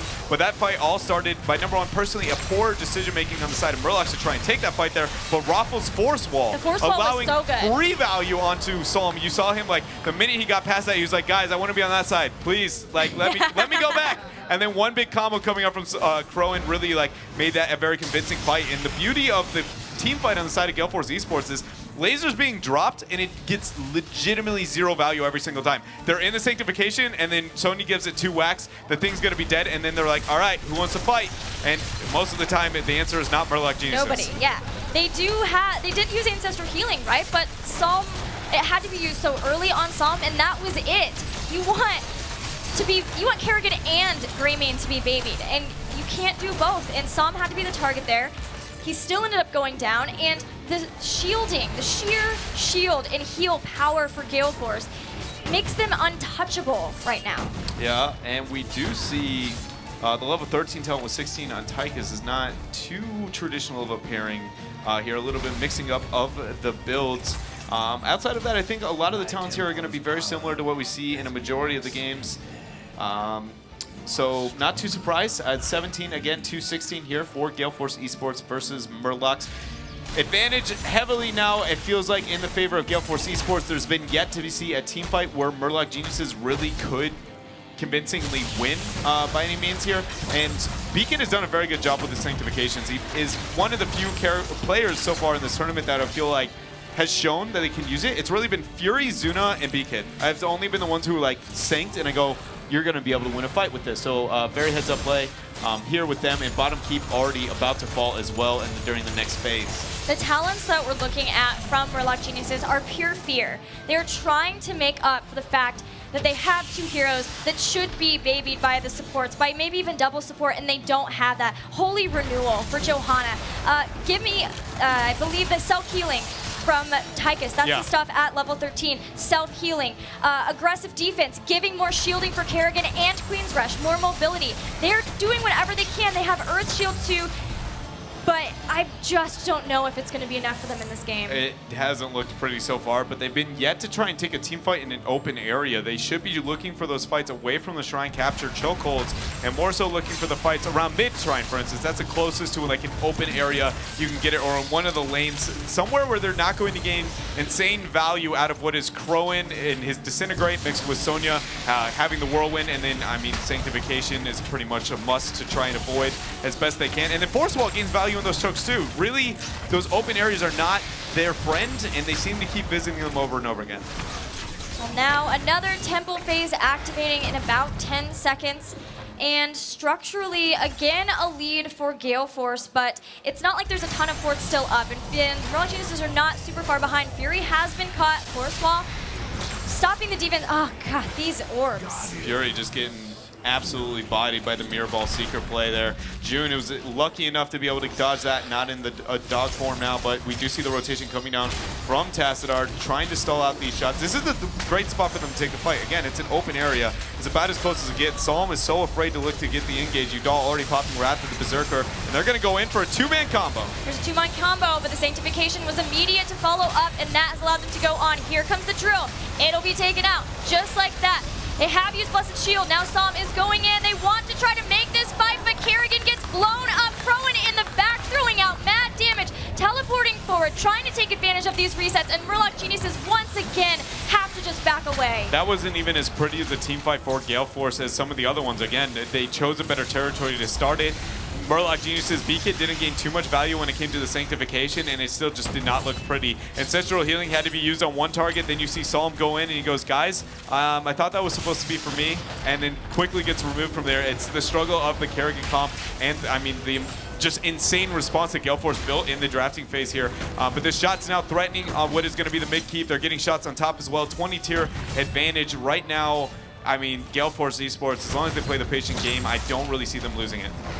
I don't know if they're going to get a keep here, maybe up top with the full temple there, No, but it's still taking out towers. So, all of them just silver very low. linings again? Yeah. The fact that they haven't lost a keep yet, Murloc Geniuses maybe holding on to a little bit of life. They're not going to have the catapult pressure that they may have, but you have a time bomb, right? It's going to be the next shrine phase. It should be enough to be able to hit the 20 tier. The boss might be able to spawn soon and be a big power play for you. Feigning a boss, focusing the rotations here with a 5-second spawn. That's about as pretty as it gets. The only problem is that territory is, again, a kind of chokehold oriented fight, which you don't necessarily excel at when it comes to your composition.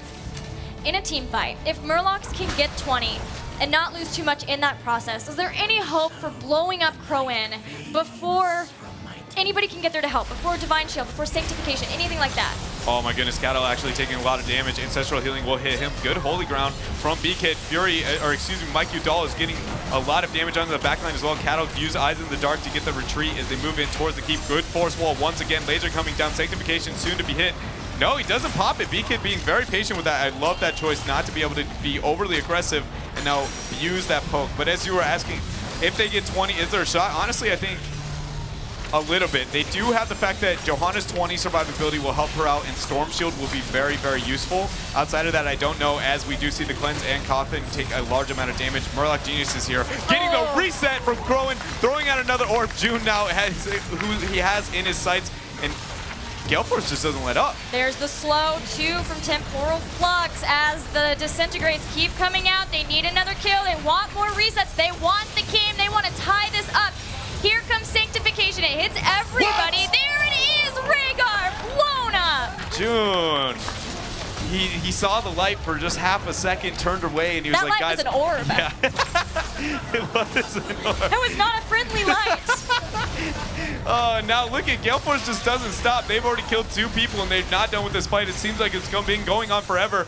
Mike Udall has popped Wrath of the Berserker, and they're not even looking towards the core. They're just getting triple keep here as the minions on the upper half are slowly sieging in. They're going to be able to confirm it. These next shots, 3 people are only alive to be able to get the defense. This will be what I think is game, as long as there's not a major pick on the side of Gale Force. They need to just make the proper rotations. Those shots on the core.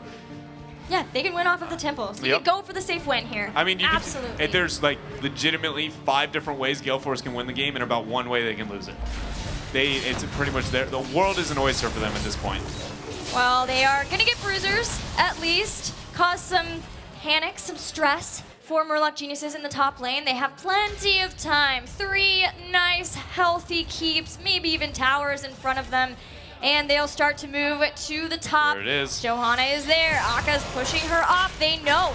They have to not let them get these temples, and that puts Murloc Geniuses in a checkmate position. Yeah, Gale Force right now, word for word, their comms are probably the equivalent of just don't die. The only way they lose this game, because the catapult pressure is coming in as well, right? Even if these shots aren't able to do it, the night camp and everything like will. Laser gaining a large amount of value. Tassadar is the only support available. B-Kid's not there. Cawthon getting a lot of damage. Akka now is going to be there with the response. B-Kid, oh my gosh, the force wall zoning. And look at the core. Crowan and the catapults, letting them know what's up. It's such a hard spot to be in. This map with that kind of lead and how the new catapults work here is just, you want to have, oh man, he always gives you the 360 laser too, Crowan. Going 1-for-1 now. Just as flashy as his teammate, Michael Udall. And that's it. Gale Force eSports tie up the series with Murloc Geniuses going 1-1.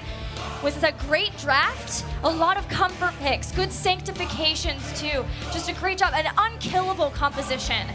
I feel like both the teams here have their approach to one of the maps, right? We see, all right, you pick the Brightwing, we're gonna take the Tracer, and then we've seen them run Kerrigan on the Sky Temple, we're gonna gain the momentum, we're gonna be able to win the video game, and both of them go, okay, so this doesn't work against better teams. And now the next game, we're gonna have to figure out what else do they have going for them. It's not like Gale Force eSports ran a unique composition. We've been seeing Tyrael left and right here. So we'll see if in game number 3, we see the Clash of the Titans, really a different style of comp, but we'll get more back to the grand finals here, guys. If you guys tune in a little bit later after we get to a quick commercial break, and we'll be here with some hype games. Welcome back, ladies and gentlemen, to the Heroes of the Storm North America Fall Regional Grand Finals, as it is currently at 1-1 for that trophy right there. Murloc Geniuses going up against Gale Force eSports. That Murloc is not a happy panda right now, to say the least, after that game, as June, towards the later stages, decided to just give in to death, and that's that. That was not easy there for Murloc Geniuses. I think we've got ourselves a series, Dunk. Game number 1 obviously was a little bit back and forth. Gale Force even it up. I think this could potentially be going 5 without a shadow of a doubt. It could go 5. It could definitely go 5. That game showed me that Murloc Geniuses aren't a step ahead of Gale Force. In the last game, they played well. They had a composition that did defeat the Tracer, so I thought maybe Gale Force would stumble because they couldn't rely on that Tracer to win them more games. Right. But they didn't. They came back with a very nice traditional Death Ball composition. Well, let's take a look at some of the highlights from that game, of course. It feels to me like the big overarching strategy when you're going up against GFE is just limit Crowan. Just don't let him play anything. In fact, if you can go 4v5 into the game beforehand, yeah, that's fine. How many times have we said his name? I mean, we talked about it in the draft. It's like being able to enable different people on that team allows them to make plays. And anytime Crowan gets on Li Ming, it's a scary, scary prospect. This team fight, especially for me, just showed that Murloc Geniuses didn't have a fundamental grasp of how to win team fights in the late game. We saw them engage in this choke, and it could have gone okay. Once the sanctification got popped, though, they re-engaged onto the front line. You shouldn't try to fight the front line Sonya with your Kerrigan. That's not going to work out. Li Ming took Glass Cannon. I would have loved to see Kerrigan punish that Glass Cannon pickup, but he could never get onto that Li Ming, and the Kerrigan just couldn't make it work. Yeah, need something like that. I was momentarily speechless just watching people die to Crowan. It was pretty magical. It happens quite a lot, J-How, actually. We get to watch it a second time. That is how awesome it was. I mean, we saw so many of those. I mean, you could almost make an entire highlight reel for Crowan in that last game. Yeah, I didn't expect to see it a second time. They really wanted to highlight him dying there, really. Of course, Crowan's a pretty good Heroes of the Storm video game player. So for GFE there, tying up the series, our next map will be, Garden of Terror, brilliant. Here for, J-How, why are you looking at me like that?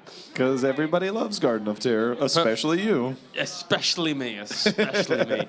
So it's a different map, definitely a different style of map here. What are you expecting from these? Are you expecting Murloc Geniuses to say, all right, Crowan, we're going to take away your choices, probably play some of your choices so we don't have to face them? Murloc Geniuses needs to do something, but I don't know how well prepared any team is for Garden of Terror. It feels like nobody really practices it. It's kind of the odd map out when it comes down to it. And I wonder if somebody had a specific plan in the bag when it came to picking this map. Does somebody have the cheese? Are we finally going to see the NA Vikings? Who knows?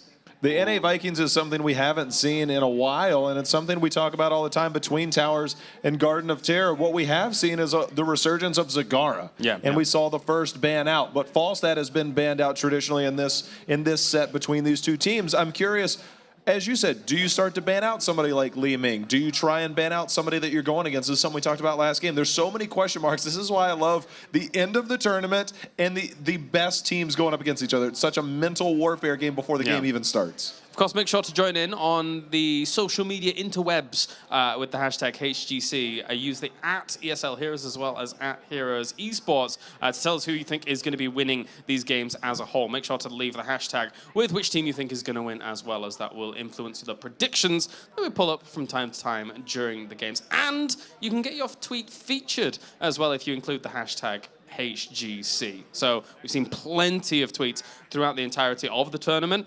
But yeah, let's get back on topic. Back onto Garden of Terror. Our draft is about to pop up very, very soon. I'd love if we saw an NA Vikings. I'm thinking it's a 1 in a million possibility that that would happen. But it's going to be Illidan and Zagara to be banned. Murloc Genius is picking up Falstad first. Well, we won't be seeing an NA Zagara today. It seems like Gale Force has pretty much said, no, you are never getting that again, Koth and Luck. We've talked about Koth and Luck so much that taking Zagara off the table, we've said his name a lot less all of a sudden, and they seem to be targeting that. I wouldn't be surprised, as you said, if that's banned out through the rest. It's just a matter of, does Gale Force prioritize? As we see Greymane now being picked up. Is this a Greymane ETC? Is this a Greymane Tyrael? I mean, we've seen so many different compositions based around Greymane alone. Even Uther up there being picked. It won't be a Greymane Kerrigan, I'll tell you that much. All things considered, they definitely need to pick an enabler for this Greymane, I feel. It was just so difficult for Greymane to connect in the last game. He never had a target. This game, Gale Force Esports realizes what the difficulty was for Greymane in the last game and adjusts their draft accordingly. They know you need something to get Greymane safely into melee range. One of the things we saw in game number 1 was the fact that Li Ming was picked up by Murloc Geniuses. The threat of Greymane all of a sudden makes that a much more scary prospect this early in the draft. Yeah, but still, I mean, do you want to give them it? Or, because you've only got one ban left, which we may assume will go over to a certain someone, and then you want to take the Li Ming and just try and kind of hold that backline with maybe like a double warrior comp on the side of Murloc Geniuses? What do you think? Double Warrior could be solid, but at least the Illidan is already gone, so you don't need to worry about that anymore for Murloc Geniuses. They could ban the Li Ming if they don't feel comfortable taking it. At least you don't have to worry about the Michael Udall Illidan, because Tyrael also enables that. But it might not be enough since we saw how well they played Sonya in the last game. You know, Dunk, when we sat here, we talked about that last pickup of a Tychus, and you mentioned somebody like a Nubarak to be able to dive in with somebody like a Greymane and a possible Tyrael if needed. Obviously, Tyrael was on the other team. Now, we look at Li Ming. Obviously, one of the biggest detractors is somebody like a Nubarak, and then you see so much dive potential. Do you think that's a possibility that we see Gale Force run something like that this time? Gale Force absolutely could utilize a Nubarak here. I think the Nubarak Tyrael composition has been way underappreciated so far. It's just so sweet having those two highly mobile bruisers. They can both threaten the backline. They absolutely crush Li Ming. They've looked like one of the more threatening teams of Gale Force, with the potential of always going for an Illidan, always going for a Tracer as well. And then, as you say, the Nubarak kind of plays to a similar style that could really hurt them if they do, if Murloc Geniuses do allow them to have it. But the other thing that we have seen is also Tracer get to the back line, pepper a little bit, and then send somebody like Greymane to finish the job, but they are choking out a little bit of the supports. The biggest question mark I have, we've seen some good Brightwing play, and we've seen some pretty shaky. Karazim's still on the board as well. I'm actually really curious. Obviously, Akape is known for Brightwing. I'm not sure, is this going to be the opportunity for him to run something like that? The team composition so far doesn't really look like a Brightwing composition. Exactly, yeah. It's mostly excelled on the Cursed Hollow that we've seen that Brightwing come really into effect. So unless Gale Force goes with the Tracer plan, then I don't think they'll pick Brightwing. If they pick those two together, that would make sense. They've shown that works very well because the Brightwing mobility combined with the Tracer can just be so powerful. You said something about you probably wouldn't see Kerrigan right after Greymane, but what we will see during the second phase is a Kerrigan pickup, and that is a Michael Udall specialty. The Kerrigan seems much better positioned here because Gale Force is not locked out of both the Tyrael and the Uther. We said how difficult it would be for Kerrigan to have an impact in the last game because of all the ways Gale Force had to protect from that. Now, Gale Force is playing the Kerrigan into Uther, sure, but at least Kerrigan has 2 good targets, Falstad, Li Ming, and has the protection of the Tyrael. Looks like the Brightwing is going to be coming in for the support here, as you said before, Akaface very well known for that. So where do you think Murloc Geniuses has to go now? They need some front line to protect from this extremely powerful melee composition on the other side. My concern is Gale Force is pretty much putting Murloc Geniuses to the fire here, saying, do you have an answer for Tracer? Because we're going to pick it, ha ha ha ha. Like, they have the exact competition. The Tyrael, the Brightwing, Greymane, this is the composition we've seen where you're going to pick Tracer, and now, even by not actually having picked it yet, Murloc Geniuses needs to draft in a way that can beat Tracer. If you ignore the entire right side of that draft and you just look, you have Falstad, Li Ming, Uther, you're like, man, we started out really well. But the meta is so deep right now and Gale Force is so threatening, all of a sudden you're like, wait a minute, is this as good as we think it is? As they pick up Johanna, that's going to get a few blinds in. It keeps the shields off of Kerrigan. It keeps the damage from Greymane neutralized a little bit. And now we see the Anubarak. That's going to help isolate a lot and protect that back line. Both of those tanks are sweet against Kerrigan. Maybe they're not ETC tier, but both of them have the ability to dodge combos and also threaten Kerrigan on the front line if she makes a mistake. So I actually really like that pickup for Murlocs. I'm just wondering if it's too little too late.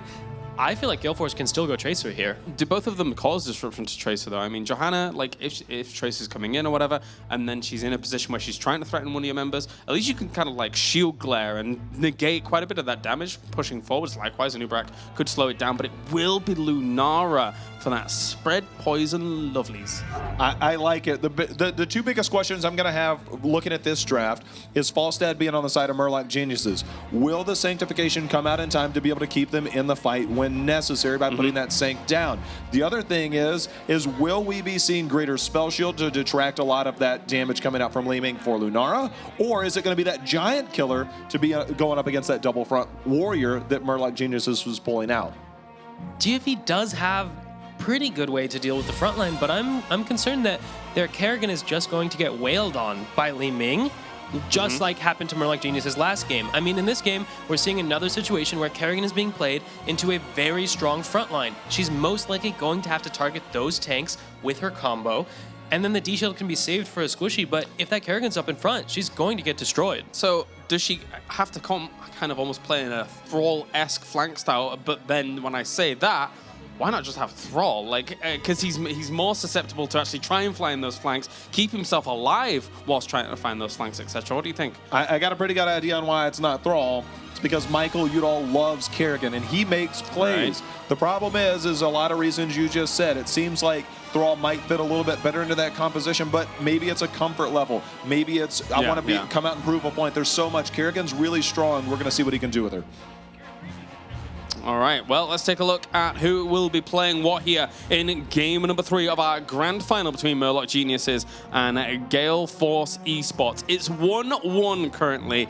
Dunk, who's going to be your standout? Psalm on this Falstad. He has to deny the engages. If you just mess up the first Kerrigan engage, Murloc Geniuses can make havoc in these fights. Psalm being the flex for Murloc Geniuses, but on the other side, I'm looking at the exact opposite in Rafflecopter. What he does on Lunara is going to be very telling.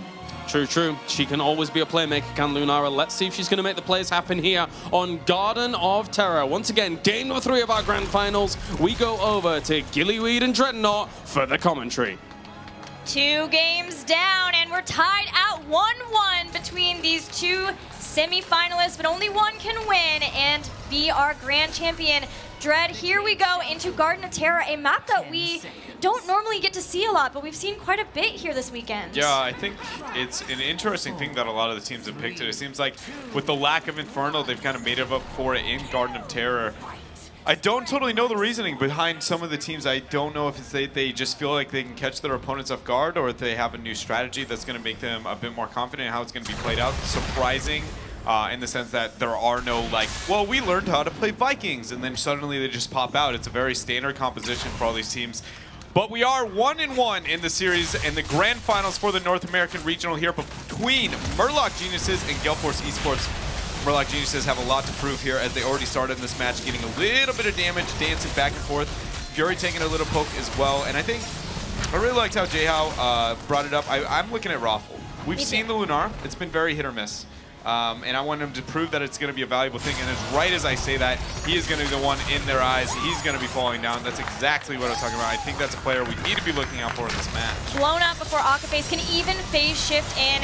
That is a lot of damage that they have, that Murloc Geniuses have the potential to have. But it was Rafflecopter on Lunara we saw be able to 1v1 Li Mings with the Greater Spell Shield and the Leaping Strike build.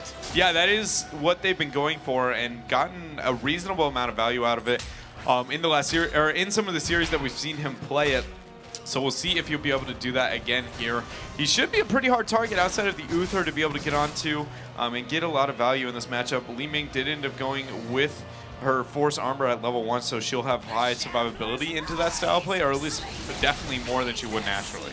I am interested as well what Raffle will pick at level 7. Of course, Nature's Calling would be a great help in trying to clear up some of these Garden Terrors, of course the small seed camps too.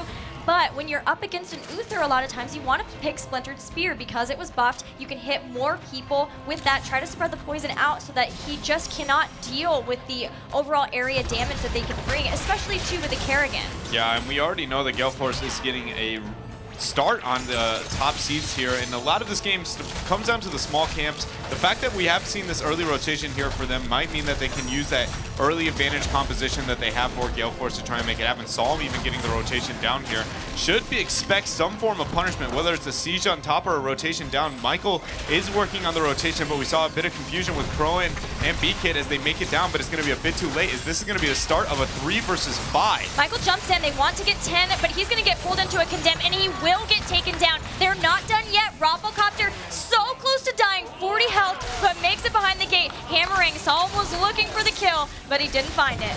Wasn't able to get it, and again, that was, it just seems like the communication on the rotation. We saw Greymane, Crowan specifically, and B-Kid both mount up and take 2 steps top, and then ended up making the rotation down there. Mike Udall got a little bit hasty when they saw the the Terror falling down there, and they were worried about making sure they could try and deny the seeds. Cost him his life here, and cost him a bit of an XP lead, where we see half a lead here now for Murloc Geniuses in game number 3.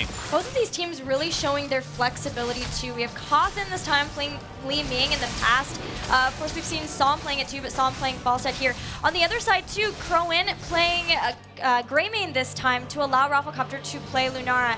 In the past, we have felt like that's been one of the downsides of Gale Force as they first came together in the last season, so it's great to see that they've really been working on their flexibility.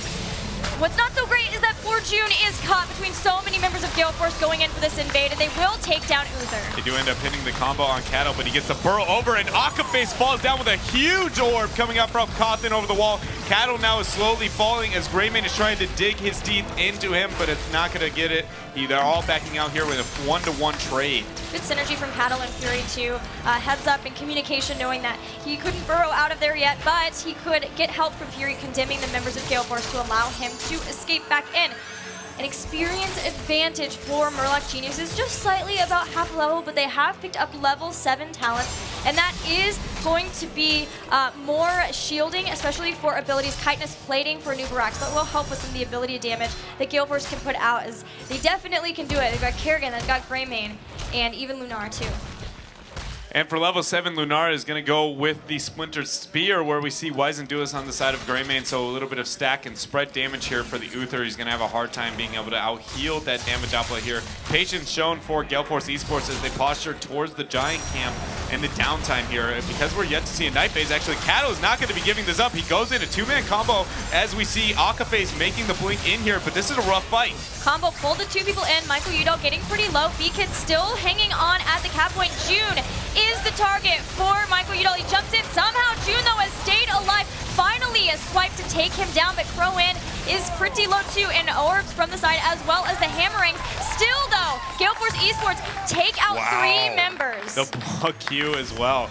Gosh, the value that Tyrael just got in that area, getting the 5-man stacks onto his W, keeping his team alive, that support is so undervalued in a lot of situations. In the late game, once in a while you can see it and you're like, Tyrael did so much there, but this early in the game, the shields that he provides and extra survivability, especially when you have the Brightwing, it's it's ridiculous what it can provide there. Not him dying. I thought he was going to suicide in order to try and make sure his team won that fight for sure.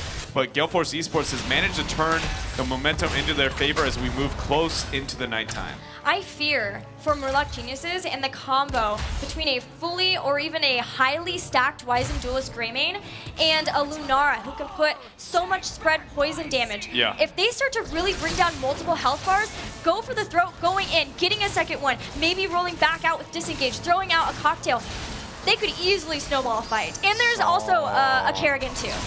Oh gosh, that was so close to being able to get the Q, breaking the line of sight, so Mikey Doll was actually not in range, or excuse me, not having the vision to be able to get in with the Ravager as they start the top seeds here for Gale Force Esports. The response from Murloc Geniuses was capturing on the bottom as they're both going to obtain the first Garden Terror of the game. A very even trade across the board. The only advantage here going to Gale Force with 1 kill and now going to be picking up their level 10s. Heroic abilities starting to come on. Here we'll see what Rafflecopter wants to do, hiding it for now, as is Tyrael, interestingly enough. Garden Terror picked up for Murloc Geniuses. Gale Force wanted to make sure to get a nice mercenary camp pushing in the top lane first before they get their own.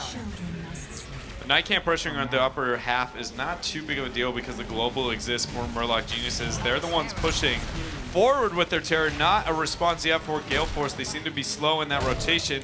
And we'll see who comes out ahead. Their new Terror with, not so much the new, but it seems like since the last time we saw it in competitive, it used to work a little bit differently. Whereas now it only getting the disable cattle here is moving forward, trying to gain a reasonable amount of value. It definitely doesn't do as much as it used to in the early game to lose a value towards the seeds, which is why I think we see the teams trading so much here. Raffle's trying to eat away at it, and Cattle is going to manage to get the 4. Rafflecopter did end up picking up Thornwood Vine, potentially because they have 2 targets who do need to be cared for in Greymane and Kerrigan, especially because of Wizen Duelist. Maybe feeling like it's just better for him to stay back, use that long-range target heroic ability to just dot up people with the poisons as well as Splintered Spear, and then allow Kerrigan and Greymane to be the playmakers of this game. I mean, he did have his time with the Leaping Strike for sure earlier on. I like the fact that he's made this adjustment in his build. Going with the Thornwood Vine, I think the amount of damage and value it's going to get into a double tank here with Uther as the only resource to heal up. It makes their composition not just a one-shot kill when you have Mike Udall there on the Kerrigan. If they burn the cooldowns on him, imagine what Lunar is going to be able to do after this point. And when it comes to the rotations as well, and the Terror, Udall's gotten a lot of value. That's the second 4 he's been able to secure so far in this match. His team now sitting 3/4 of a level lead over his opponents. They have no 4 to retreat to. I wouldn't doubt if they try to force the fight if Greymane can get in position. Michael Udall has used Maelstrom, which means it is time to go. Jumping onto June, looking for a combo, but June dodges it. There is Sanctification too. They want to continue this fight, but with that down, lots of members of Murloc Genius is still able to fight, and Fury is coming into Burrow Charge, hitting a couple of members. They're trying to take someone down. A gust into the corner from Som, and Michael Udall might finally be in trouble here. They might bring him down. He does go down, and a big blow up on Brightwing. That 5-man condemn from Fury there really helped them to be able to secure the kills, getting a reset on top of it. And that, I mean, the missed Sanctification, the minute you saw that Cattle's posturing, the minute he's like, all right, that Sank's down, they walked away half an inch, and he's like, they're still chasing, I'm turning. Because that little value when they were taking already a risky fight, not having Greymane into the rotation, cost them that team fight. Gale Force Esports showed that they were able to use the Sanctification pretty well in the last series, but now they really need to make sure that they clean it up if they want to pull away and qualify for BlizzCon. That's also such a nice thing about having a double warrior composition, is you still have a big frontline hero, even though Johanna wasn't quite there yet. They had a new Barak who could be the frontline engage, allowing the rest of them to go in, start trying to get resets for Li Ming too. And this is a game for sure. Tied pretty up close in kills and in the levels as well, both with their 13 talents.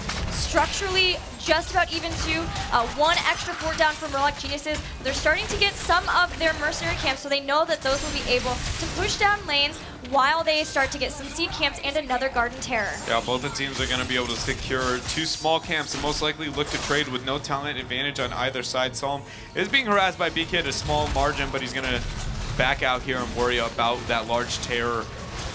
There has been almost outside of that one skirmish, it really feels like these teams are very comfortable with trading. Gale Force Esports did out-rotate Murloc Geniuses in the sense of the Terror phase. They kept theirs alive much longer. We saw Mike Udall get more value out of it, but Gale Force eSports has what I consider to be the early game composition outside of the Lunara being able to be a kind of redeeming quality here. So unless Raffle plays out of his mind, I feel like they've lost that major power spike that Mike brings to fight. Having him in the Terror is really good because he can get a lot of DPS, harassment onto his opponent when he falls out. You have a large combo potential. People often forget about what character specifically is in the Terror. Right. But outside of that, if they don't gain large value with this Terror in the skirmishes, I feel like Gale Force hasn't really set the tone the way they needed to for this match. We'll see if they can get more done with this Garden Terror they have now. It's still pretty healthy, and Anubarak is picking up the Murloc Genius's Terror. Both of the teams have been doing a good job too with their global heroes. You can see Falstad and Brightwing up in the top lane trying to get the split, so trying to help their team get to 16 faster. Currently, Gale Force is winning that race, but it's really neck and neck. Murloc are about to get those 16s too, and we could see a big brawl once one of those teams hit that point. Yeah, they're just kind of slapping each other with their pots and everything as we see the skirmish from B-Kid on the bottom half here, trying to move in, maybe get some harassment onto the fort. Cattle, meanwhile, is wailing away at the fort. 16 tier advantage about to be picked up for Gale Force. Mike Udall has already moved on to the keep, so he's gaining more value in this situation. Cawthon was able to remove the pot. That's a very long cooldown with how the current Garden Terror works. So with that being off, they might be able to try and make plays. They rotate in and get a large deep damage here onto Cattle as well. It's usually, as the game moves on this late, it's about who keeps their Terror alive the longest more than anything because the potential. So Murloc has a really good upper hand right now. They also were able to get 16, and they've made Brightwing come in to help out with the team. So all 5 are here, whereas Falstad is split soaking in the top lane. So he's starting to help them get ahead. He's going to take down this fort, and that's opening up the battleground for Murloc Geniuses. This Terror is almost complete. It's almost been taken down, just 20 seconds left. Falstad doing such a great job in the lane, getting his team ahead in experience, and especially on that race to 20. 12 minutes and 45 seconds into the match. Kills are only 5-4, 17-16. The Terror now falling down. Falstad's not going to be with them, and the teams are just going to back out. They're going to say, hey, it's daytime. We're going to back out, get some pressure on the map, paint it our color, and hope that a fight's going to happen later on. But if they do what they've done for the first 13 minutes, that's going to result in, all right, you guys get the one half. We're going to get the other half. We're going to get in the Terrors. We're going to slap each other a little bit, and then we're going to back them. We're going to do it again. And maybe we'll talk at 45 minutes in the game. As I say that, B-Kid gets obliterated in the mid lane with the chain CC. Their Blessed Shield was going to be used to secure the kill. And now, finally, Murloc Geniuses go. We're going to be the aggressors. We're done with this even trade. We've waited out your early game advantage. Finally, we're going to use our scaling onto you. Murlocs are like, fine, Dread. We'll do something to entertain you if we must. They steal away some of these mercenary camps too, which is a huge win. At this point, earlier on in the game, both teams were getting the mercenary camps to stall out their opponents, hope for a push while their opponents were trying to get seeds. There's none of that available as Falstad clears out bottom for Gale Force eSports. There's nothing left for them to do that, and so all of the map control as we go into the night phase is there for Murlocs. Choking Pollen was picked up for Lunara to try and get the harassment onto the backline. That Q, if it hits, is going to try and draw the resources from Uther. So we'll see if he's going to be able to gain any value at that talent. He did not take the increased range, instead unfair advantage. So if it hits, it's a lot of damage, but he risks his positioning. Raffle, again, showing that he needs to be the playmaker here in this match. Well, maybe if he knows that, you know, there's going to be a Kerrigan up in front, there's a Tyrael up in front, there's potentially a Greymane up in front, feels a little bit safer about that, not thinking that he is really the threat. But again, there is an Anubarak who can always dive on him, so he has to be cautious about that. And of course, he wants to apply the poison before he hits him with the Noxious Blossom to make sure he maximizes the damage out of that. So he'll be looking to do that. It makes sense, again, why he got Thornwood Vine now. This is actually a misplay. Udall picking up this Terror means that essentially all they're going to do on the side of Murloc Geniuses is wait it out as long as possible. I'd like to see them. They're not. They're going to respond. All right, so the distance that your opponent can move the rotations here with, because you have the advantage, you can paint the map your team's color. Wait as long as you possibly can. They're going to Siege be in a bad position. Then you can get into it later, having a 20-second advantage into a team fight. By capturing it that early, they no longer are keeping it. Because early game, they're like a little bit of Siege here. Now these plants slap hard.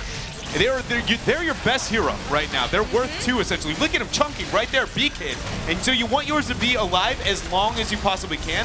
I think they should have waited a bit here, but for now, it seems like Murlocs is pulling a bit ahead as they have the Night Camp sieging on bottom as well. Poor Som has ran into so many of these polymorphs. He's like, can you please stop turning me into salad? I would like to stay this bird, or this warp flying on this bird, but they are taking down the Garden Terrors fairly, actually really even, yeah. They're gonna just both go down and Udall is victor. Not see. We can go home, boys. Udall won the Terra game. 41 seconds left. I'm sure you'll get a lot of value out of that 7 HP. Is that how you qualify for BlizzCon now? You win the Terra game? You win the Terra game. Got it. But for now, they're going to just back out and I guess keep up the same game, looking for picks. I don't know if Gale Force understands how detrimental this patience that they've had is for their composition. They are down not only 20 at this point, which is a power spike their opponents are going to look to be abusing, but then also structurally, they are now on the back foot. They do not have a scaling composition. B-Kid has been getting caught out here and there. I mean, I don't even think a team has had a single seed advantage over the other the whole time. They've just been trading, but that only helps Murlocs. And Murlocs have 20. They're the ones with Storm Talents. And again, we see them getting aggressive for camps. The split soak is happening by Kerrigan. Normally we would see that from Brightwing, but instead Michael Udall will be the one soaking up in the top lane. Murlocs see this. They know she's up there. Kerrigan has no way of phase shifting in to help her team. She is way far up. No, you didn't know that? No, I didn't. Is that a new feature? Meanwhile, the engagement here, the repulsion split there with the wave of force, but a huge sanctification coming up from B-Kid as they look to get on the turn. Kerrigan is still nowhere to be found as Murloc Geniuses knocking onto the keep, throwing out the DPS and 20 advantage still into their favor. Kerrigan backed. Here he comes. Michael Udall was again looking for a combo, but they are not quite at the point they want to get that huge team fight. No heroic abilities were burnt. Murloc stayed very patient through that fight, only using Blessed Shield, which is it's a low cooldown cost. And Sanctification was used, so Murlocs are still okay with sieging up here. Now that it's 20, that's a different story. They want to get back and get ready for the next night phase. And this is the point of the game where teams get baited into death shrubs very quickly. You see Murloc's kind of backing out there and waiting here and there at the shrubs, trying to get as much vision, but because the map is so big and it's so easy to just sit there and wait, and the resources, now that the Terrors are gods among men, you need to be worried about the seed advantage, that you can get caught quickly. And if that's going to happen, that could be a game-changing situation here, as Gale Force has secured 20, got a couple of camps, keeping pressure onto the map, and it looks like they're going on to Cattle, who is a bit split here, having to burrow out. He used to burrow charge to get away. Here comes Kerrigan with the combo. Cattle polymorph into a small critter, but so here split. comes Michael Udall jumping back in. All of Murloc Geniuses are together, but they have to use Divine Shield to keep him alive. Falstad has dropped. Pro-In started to go in more. They have Sanctification and the Storm Shield, shielding for days to keep Gale Force alive. Michael Udall on the bottom, trying to chase down Cawthon. He might have found June. Here he comes, and June is down. June ends up falling here, and so that's going to be a 3-for-0 trade now. And Gale Force eSports is looking to secure the keeps. They aren't even worried about the seeds. The knock up there, June will res, so now only 3 people up. And this is a little bit of a sloppy communication here. Gale Force doesn't realize if they want to go for the keep or not, maybe forgetting the fact that Uther was going to come back to life. Now they're backing out, worrying about the camps. I love the fact that Udall is denying the small camp. Again, a lot of people don't realize that this map is all about the small camps. Getting as many as you can, denying those free 15 from your opponents. They go in to try and get the combo. Patience coming out from him, but he does end up missing it as Raffle is putting a large amount of DPS into him. Wave of Force used with Repulsion to push everybody away, make sure that Murlocs don't lose anybody else. It's really important with respawn timers being so long that they don't have staggered death times, or else they'll never come back into this game. But that does allow Gale Force to very much control this seed point.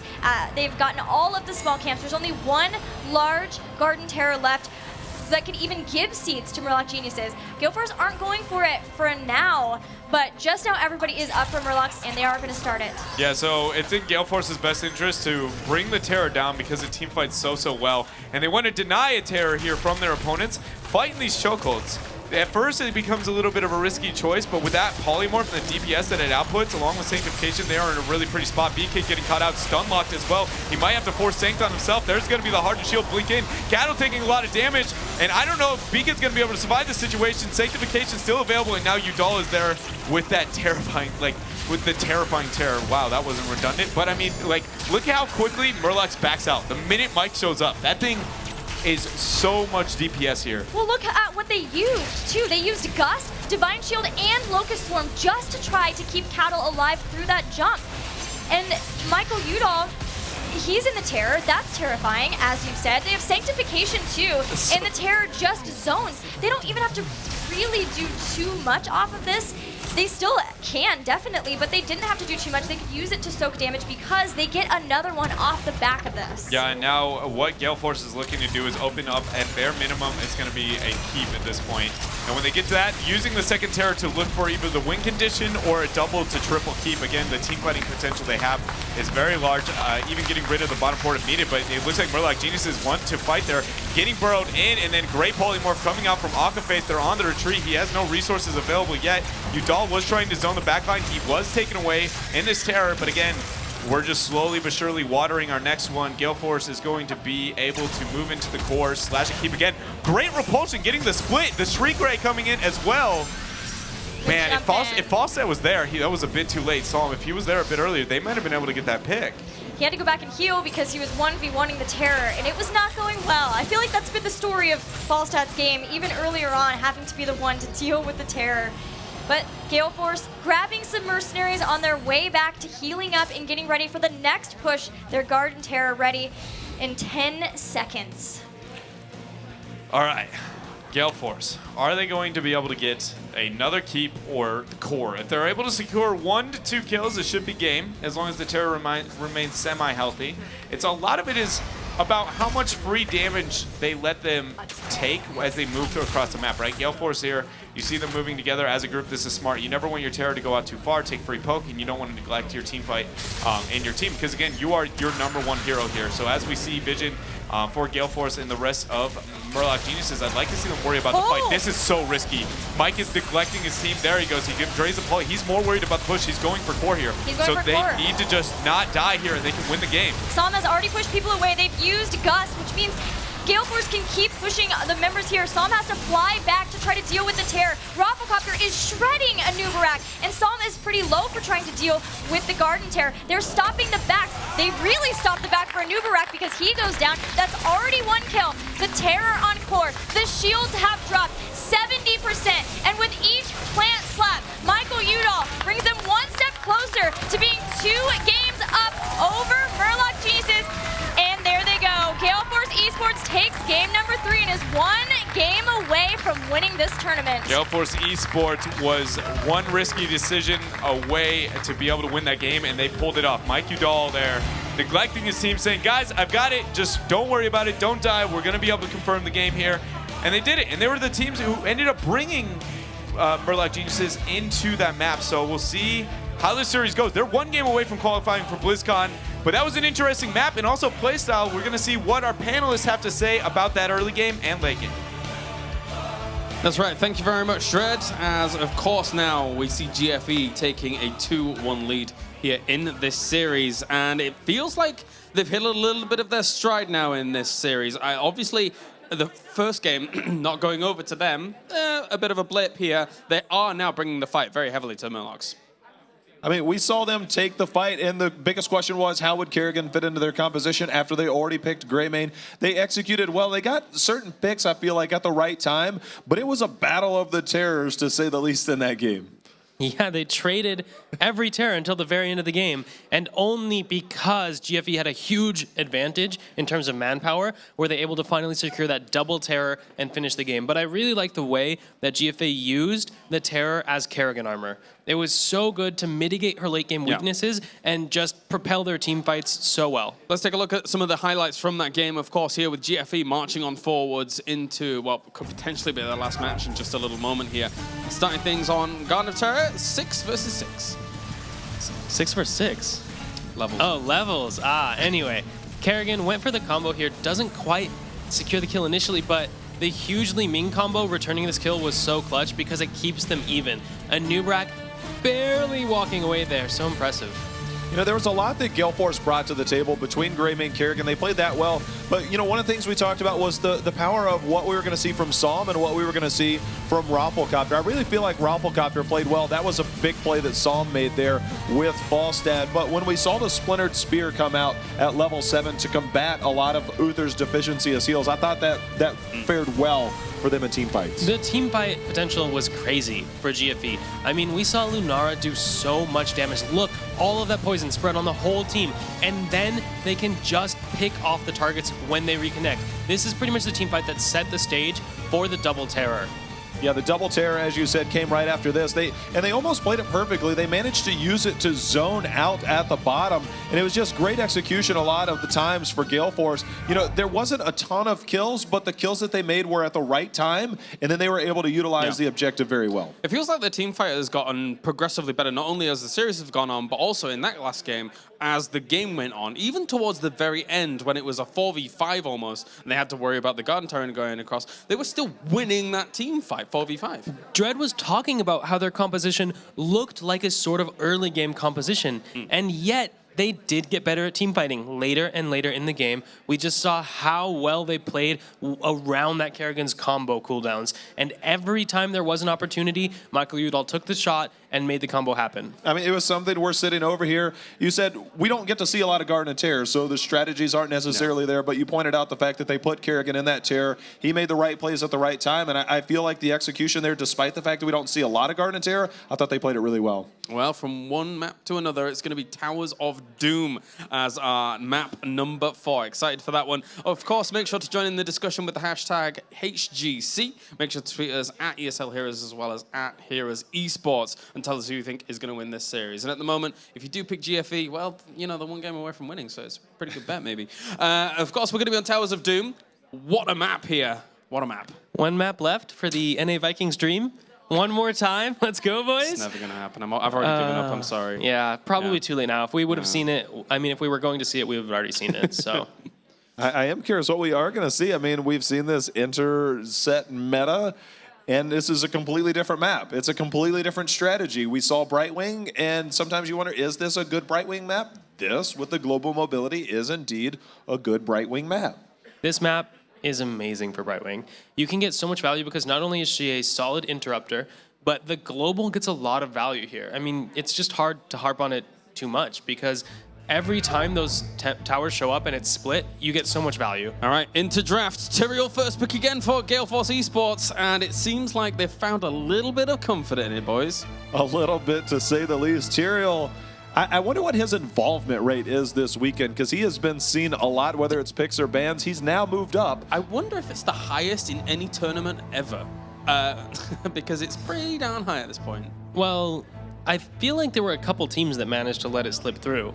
In Group A, in the lower bracket of Group A, I feel like he might have slipped through a couple times. But still, he's got to be pushing 75% plus interaction rate. Yeah. And on this final day, he's been in every single game, right? Or banned out. It's been a complete shift in the meta. Obviously, just minor tweaks to Tyrael have put him at the forefront. Even though he was really good before, he's now much more heavily prioritized. But Murloc geniuses, they got to feel, I mean, this is, I almost feel like if Uther's now becoming something of a comfort pick for somebody like June. You know, we saw him get picked off a couple times, but I don't know if this is just going into what they want to do, whether they're hoping to get a gray main, but obviously Li Ming, we've seen a lot of early Uther pickups as of late.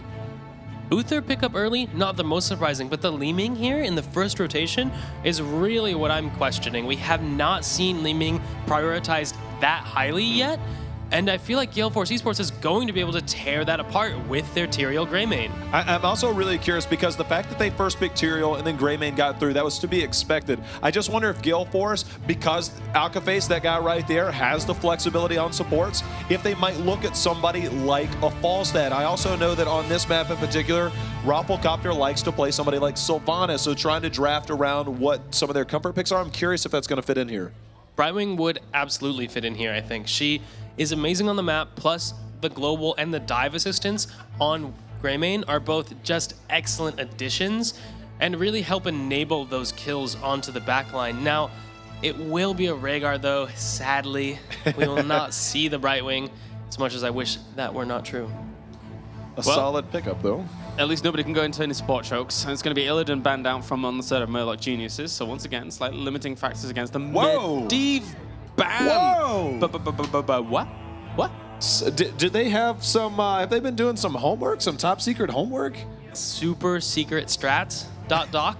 I don't actually know why the Medivh was banned here. We have not seen anyone play Medivh yet at this event. This is the second ban he's gotten, but nobody's actually been willing to show it. So it looks like he's kind of just laughing there. Like it feels like Rufflecopter's surprised they just banned it as well. He's like, did we hit random on that ban, guys? Yeah, is that what happened? Meanwhile, as the draft continues, the Illidan ban makes perfect sense. There is room to enable that Illidan on the Gale Force comp, and you know how dangerous Michael Udall is with that Illidan. Yeah. So it makes perfect sense for Murloc Geniuses to ban that away.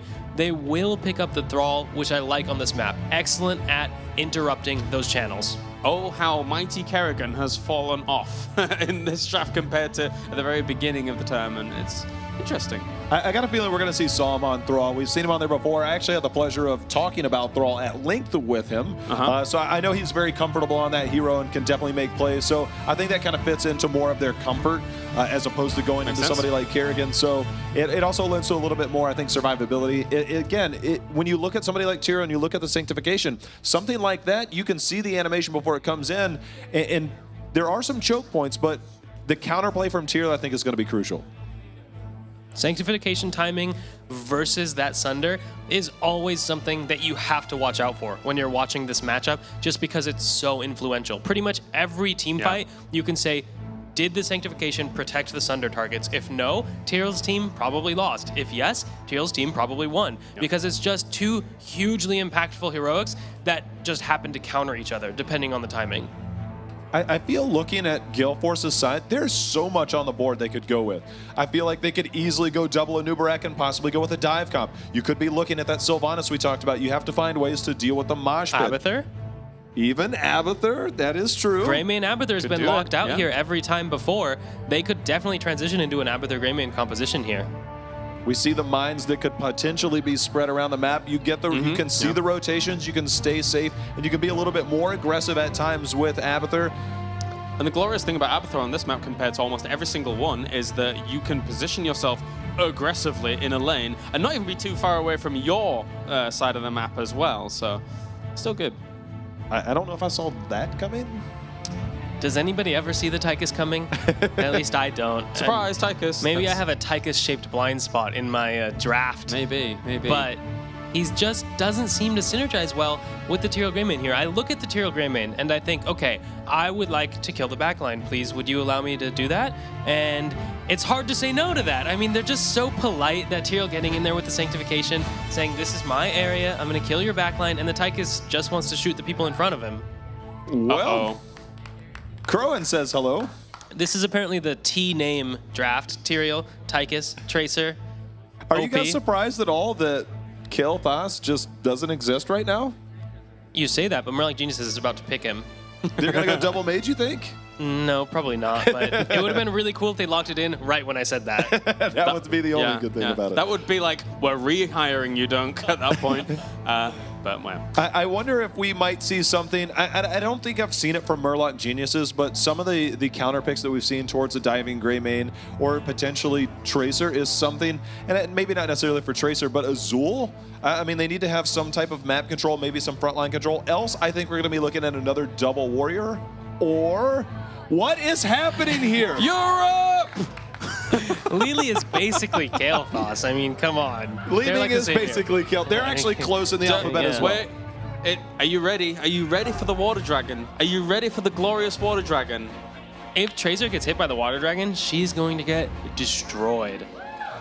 Does it if she recalls, though, doesn't it cleanse her of the slow and everything like that? Yeah, it does. So it does cause kind of problems, but then you can blow her up, maybe. We're going to put Crowan to the test, I guess. Crowan, are you actually the best assassin in A? It looks like Murloc Geniuses has the toughest test. Double support into this. I mean, I take everything that we said, throw it out the window, and you have Lily. That's what we're looking at right now. Lily is the we threw everything away, pick a random hero, it's an emergency, Lily comes out. We have seen Lily shut down assassins, to be fair. We've seen it shut down in Illidan, we've seen it used to success in EU. Yes. Now the question is whether it will be enough to interrupt that Tracer. When we look at the builds, do we tend to go more of the blind build? Is that what we're going to be looking at? You've got Tychus, you've got Tracer on that backside, Greymane potentially diving. Are we building more towards that and leaving the heals to Uther? I'm not the Lily expert. I have no clue. All the supports but Lily? Come on, Doug. Yeah, all the supports but Lily. I'm hoping that Lily takes the Blinding Talent level 4, because then against a team that is very heavily auto-attack focused, that's a lot of targets. Blinding 4 instead of 2, maybe the duration as well. This could be significantly impactful, right? I just wonder who's going to be playing the Lily. That is a tough question, actually. I mean, I look at the heroes that they have there. Obviously, we'll probably see June on Uther, I would assume. Yes. But the flexibility of the other heroes, is that going to be somebody like Cawthon Luck, as Dread would suggest, to be on that Lily? Cawthon's the most likely target since, oh, let's see if There he is. Dread is correct, does call out the Cawthon Luck Lily. All right, whoa. I normally ask the question, who's going to be your playmaker? But let's be honest. Everyone knows who it's going to be.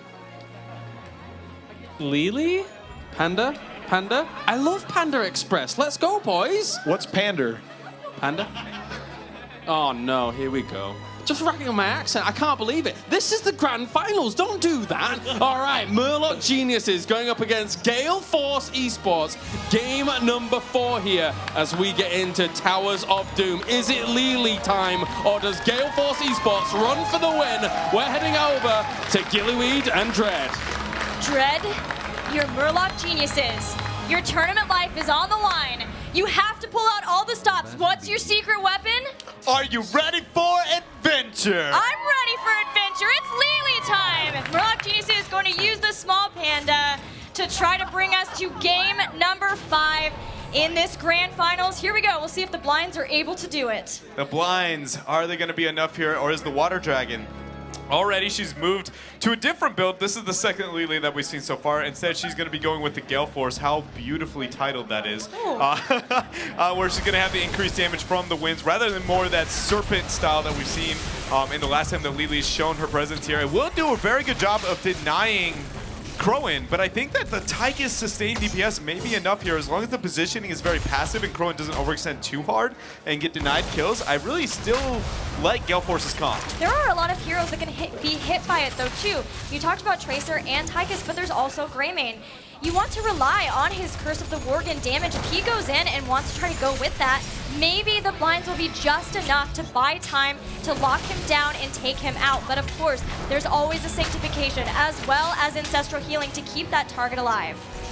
Yeah, and the rotations here, the 1-4, actually Mike Udall is getting zoned into upper lane just because he pushed so far. Cattle is doing a very good job. That denial of experience while they're losing the 4-man is a very big play here. And we see the response is actually Udall's going to come down. Saw him under a bit of pressure, and he's not even going to move in there aggressively. Gale Force eSports posturing around, trying to play a bit more passive here in the fourth game. The pulse bomb not sticking anybody just yet, but of course we have seen Crowan be able to do that many a time in his days on Tracer, if you will. But we are going to be very soon starting that first Ultra Phase, which will of course be the triple Ultra Phase. The first and fifth have all 3, and this is the beauty of Towers of Doom, is the decision making when things come in. Top lane, they're waiting patiently. Cattle, if he makes that rotation, he's got 15 seconds before it's going to spawn. Everybody else is postured on the bottom half here, looking like they've shown the aggression. Now that he's overextended a bit too far, Crowan goes aggressively. Cattle is now on the retreat. I don't know if he's got the survivability. He pulls down at perfect timing here for the triple shrine phase. Expect GFE to at least get 2 out of the 3. 15 seconds, 10 seconds until he's back up. Tyrael channeling 1. They've got Rhaegar on another. Lily has the blind. She's going to try to stop them here, and they've traded out their 2. Nothing has been capped yet. Fury coming in. Cattle is back up and starting to run down, as is Greymane. He's not here either, so this should be where both come in, as long as they don't lose anybody right here. Yeah, and that was not fast enough to get the shot, so we do see Cattle is going to make the rotation here. It's going to be 5 versus 5. Bomb was just recently used, meaning that Crowan's trying to set it up. 52% here. Beacon's very, very low. No resources going to be put into him. He's going to have to reactivate if he gets the delay. Raffle gets the nade out. Udall is posturing very deep with Crowan here as they poke onto this back line. It's anybody's trip or a cap at this point as they move on to Fury with that smite. Michael is using the splash damage of Gilney and Cocktail to once again be able to stall this out. And now it's Gale Force starting the cap. Sam has picked Triumvirate, so he can, as long as he hits those orbs at back range, have a lot of ability to stop these. Fury with a beautiful 2-man power slide. BK getting so low, but Compton will be the first to fall here. Lily is no more, and Fury the second to drop. Yeah, very good aggression there, even with the bomb missing once again the sticky bomb from Tracer, and Crowan miss again, and they still were able to get the kill. That makes me afraid of the future of Murloc Genius's tournament life. That the fact that we've seen him not hit his major early game DPS, one of the advantages that he gets is that he has just such a significant burst and sustained DPS there into the Lili. And honestly, Lili's one of the better early game heroes. Like, she does very well when it comes to her DPS and denial, and she does scale as well. But the fact that Crowan is already wreaking havoc, it just can't feel good if you're on Murlocs right now. Yeah, the secret weapon isn't working out the way intended. Also at level 4, continuing on with the Blinding Wind by getting Mass Vortex, that will hit more targets. So they are just hoping for mass blinds long enough for Li Ming to burst somebody down along with Thrall, take them out, start to get resets, and then snowball from there. They do, of course, have the potential to, once they get to 10, of getting a big mosh pit. But, of course, we've seen that that is not always the best thing to have to rely on, as there's a lot of ways of getting people out of that. So you're telling me relying on 120-second cooldown on my teammates is not the way to win the game? Probably should have a backup plan. Okay, well, apparently I don't know anything about the video game here. Gale Force eSports, a 4-man, 1-4 is very norm here. They do have the half-level lead. They've gotten a structural advantage on the bottom half by obtaining the saplings here, but just keeping this tempo up for them is really all that matters because they will be winning that spike. And something on Towers of Doom is not always winning the shots is really that big of a problem. Like, if the shots health was reversed and the XP was even, really Gale Force would be in a pretty spot. It's more about how much shots you can deny in the future. Crowan going in, hitting the bomb, and he's going to get the kill. Gosh, this kid just Crowan things all day. Cattle, Blue, so far up in the air, and again, at a perfect time, Gale Force can gank Thrall. He is not going to be up for a few seconds. We have 18 seconds until the altar. He'll be back, but Gale Force can start moving down and try to use that advantage to get a better position around this altar. There's a couple of tough, tight spots to try to filter in to this particular altar. And if they can set up in a good way there, Murloc Geniuses could have a heck of a time actually getting to the altar. Yeah, 1-level lead here for Gale Force. A shot advantage as well, having the 4 health onto the core. They're posturing around.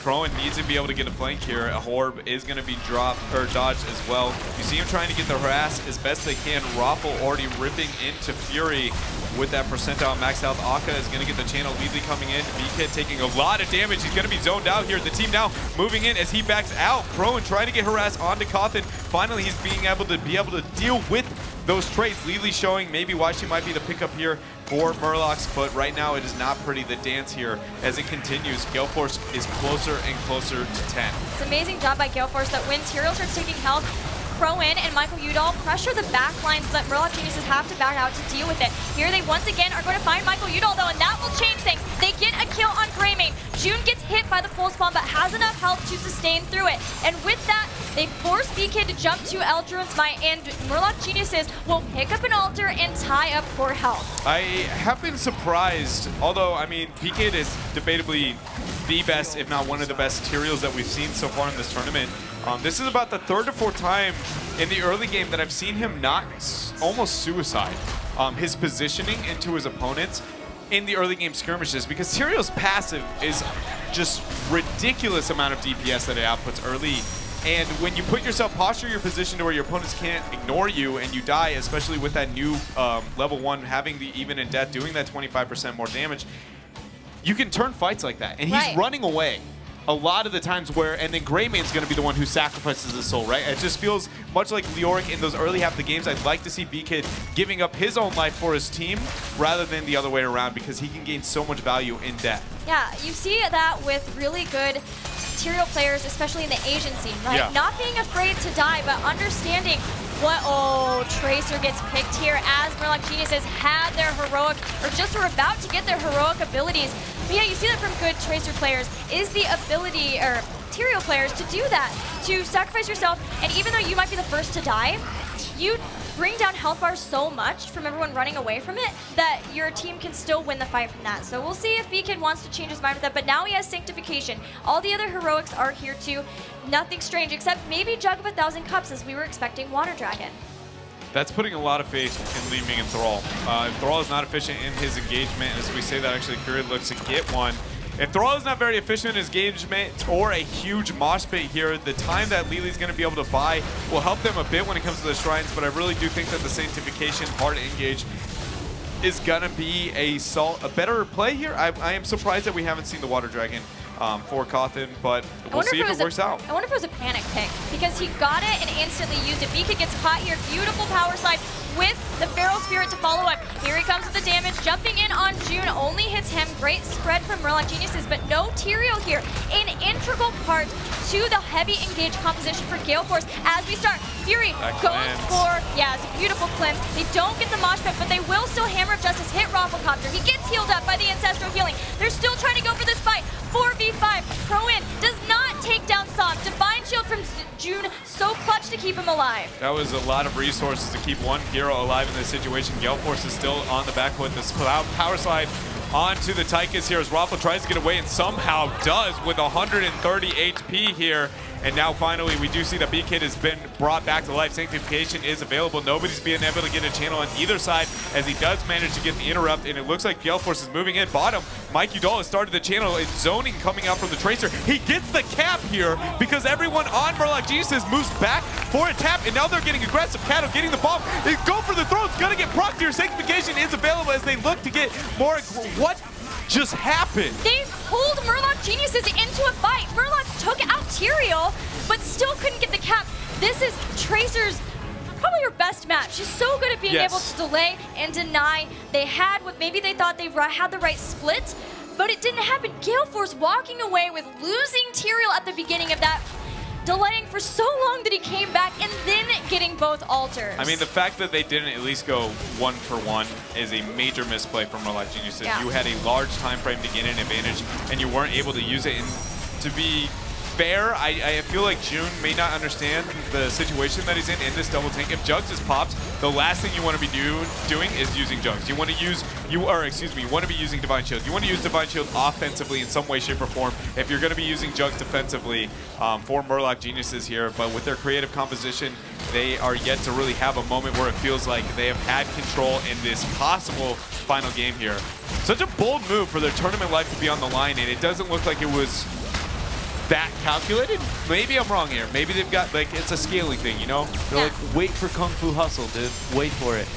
Waiting until 20 is scary on That's any a bad map. strat. Yeah, it's that's scary. No, you don't do that.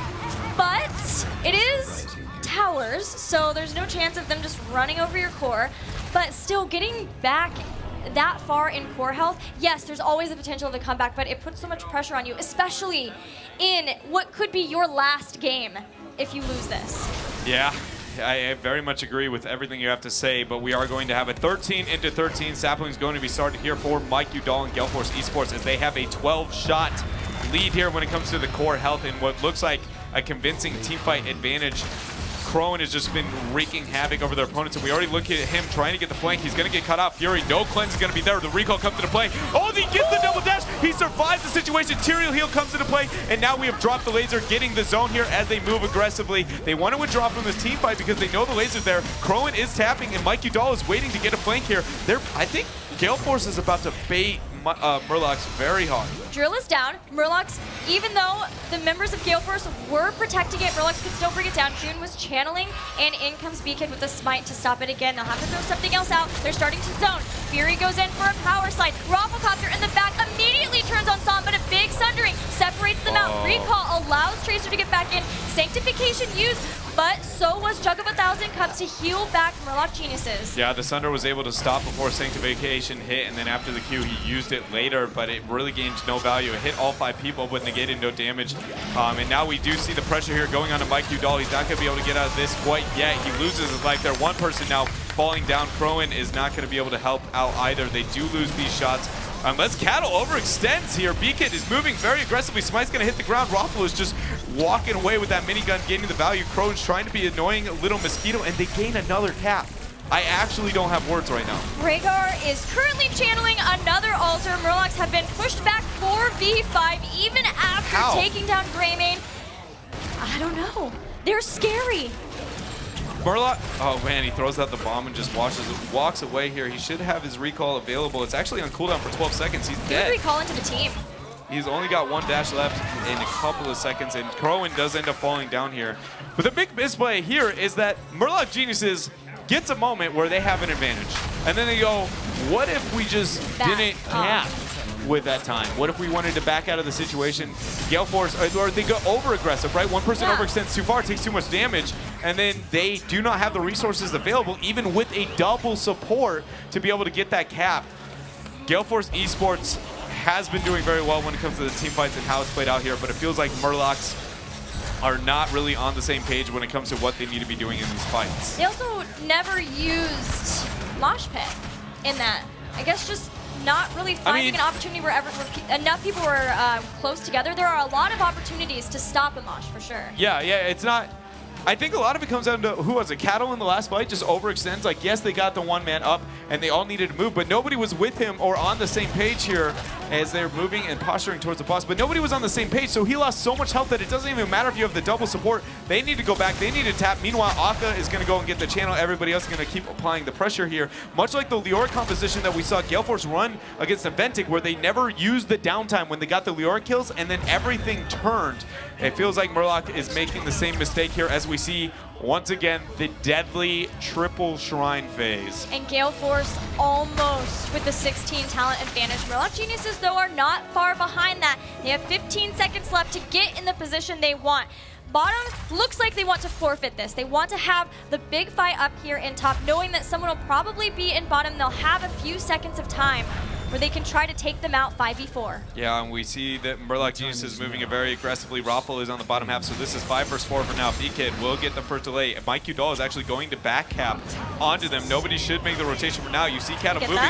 June gets the shot, so Raffle does, or excuse me, Mike was interrupted here, so he's in a tough spot. The dismount comes into play. Sanctification not gonna hit with the Ancestral coming out from Aka. Michael Udall is safe. Aka face with the saves, and no 16 just yet for Murlocs. I got really scared of B-Kid. He has the potential to split the team if he gets a really big holy ground, and Fury is pinging that, trying to come back into the team to help out. Remember, they still have Mosh Pit if he can find Gale Force grouped up, but Gale Force are ahead in core health.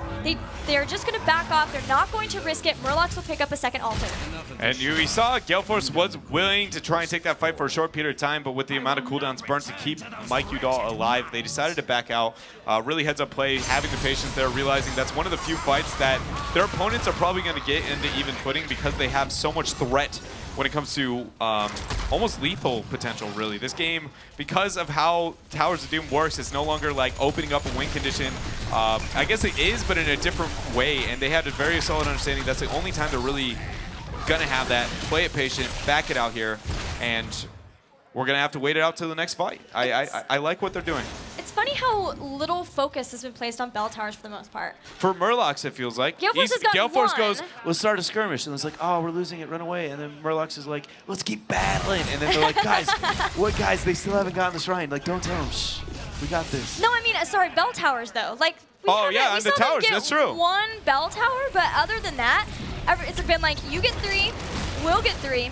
We're just gonna fight it out. We're gonna duke it out around the altars, and that's been favoring Gale Force so far. It's half. Murloc Genius's core is half the health of Gale Force. They are running out of time and altars that they can just give up for free. So they definitely need to make sure that they're getting experience and catching up, not letting Gale Force get to 21st. I think a lot of that comes down to just the compositions that we see in play. Oh my goodness, Gale Force eSports start the boss. They do not have Rafflecopter with them yet. They end up backing out here because they realize it's sketchy. Murloc Geniuses saw the health. They know that it was started and we're considering it, as we do see 2 more shrines spawning. Raffle is making the transition. And Udall getting a decent amount of damage. Fury's going to end up missing the power side there. Aggro will go out. Not going to do any damage. I think chunks. So keep making sure if that thing gets aggroed, who it's hitting. Very crucial to the fight is Udall just walks away barely from that Feral Heart. Felt the teeth off of the Feral Spirit there, but didn't catch Michael Udall. They're definitely looking for it. Fury's still zoning people away from this while the rest try to hit them. B-Kid separating the members of Murloc Geniuses with Holy Ground, but now it is done, and Raffle has taken damage. Fury trying to push him back to the team. Clint's used to keep him alive and in the game, but B-Kid himself has taken damage. The Sunder comes in. Tygus is down. There's the Sanctification just in the nick of time. Ancestral can only heal 1 up, though Tyrael has been taken out. The 2-man mosh pit. 2 drop. Only Tracer lives in this fight. And that is going to be a 4 for nothing here. Murloc Geniuses. What was a rough game for them has suddenly turned the tides here, as they are going to question whether or not they're going to get the first channel. They're making the smart choice here. They're backing out, worrying about getting the structures first. To be This is taking a while, though. This is actually really slow in the decision making that they decided to go with. They aren't even going to get it in the first place. They're only going to get a cap. So, all right, so they decided they want to go mid. They want to get the value here. They're going to double up the value of each one of these, right? It's going to be 5 and 5. So now they're going to have 10 shots going in. They're going to be able to tie up the game. But if this was done a bit more efficiently, they should have been able to tie up the game with both the shots and a boss at the same time. So a bit slow of reaction here from Murlocs. Or in worst case here, they could have taken the shots or taken boss and then leave the bell tower alive. Either way, they were not moving in the same direction at the same time. They didn't really understand what they wanted to do here. And for the first time, we've seen focus onto the bell towers. Well, it is 12 to 14, so they didn't tie it up, but they got it a lot closer than where it was, and they've distracted Gale Force for the immediate future. They have to deal with this bell tower, and that is allowing Murlocs to focus on another bell tower. This top one has already been taken down in some health. They get these pumpkin sappers, they help clear the wave too, so that these potentially can move on to that bell tower. They want to force that back and forth, where Gale Force is on the back foot, but Gale Force, they also have a bell tower they can take. That bottom one for Murlocs is equally low, and they can get these pumpkins. So Murlocs may be looking for the fight, but they don't have 20 yet. They want to get that advantage before they find a fight. So they're going to try and escort these in with Rafflecopter to secure this bell tower for their team, finally giving them an upper hand. When it comes to that, 20 tier is almost going to be picked up. Are they going to be able to? No! All right, so 2 of those are going to be, I thought they were going to try and escort them in possibly, or get more pressure elsewhere onto the map. Boss is still left up here because Murlocs maybe didn't completely capitalize. The 2 shots on bottom, they know their opponents have to clear, so they end up starting it. When it comes to boss control, Sundering is available currently with Bolt. Holy Ground is an option as well. Sanctification is up. This is such a risky play, and they end up backing out, and Cawthon just goes, what if we take it? Okay, so they've started it, but B-Kid's going to check. There's Eldruin. Yeah, so they see it. They don't have 20, though. They don't have 20 for this. They just have to give it up. There's no Eldruin. They're not even going to try to get it. Wow. That's another few shots for Murloc Geniuses. It is, and they end up getting the bell tower here. It won't spawn for a couple more seconds. They have a bell tower advantage, which is the only real silver lining here for Gale Force after having a struggle in that last team fight. I don't think either team's going to be able to win when it comes to out-rotating their opponents too much. Just, it's going to be a brawl. Largely because neither has a heavy sieging composition. And as these spawn, Gilly, this could be game ending. Could be.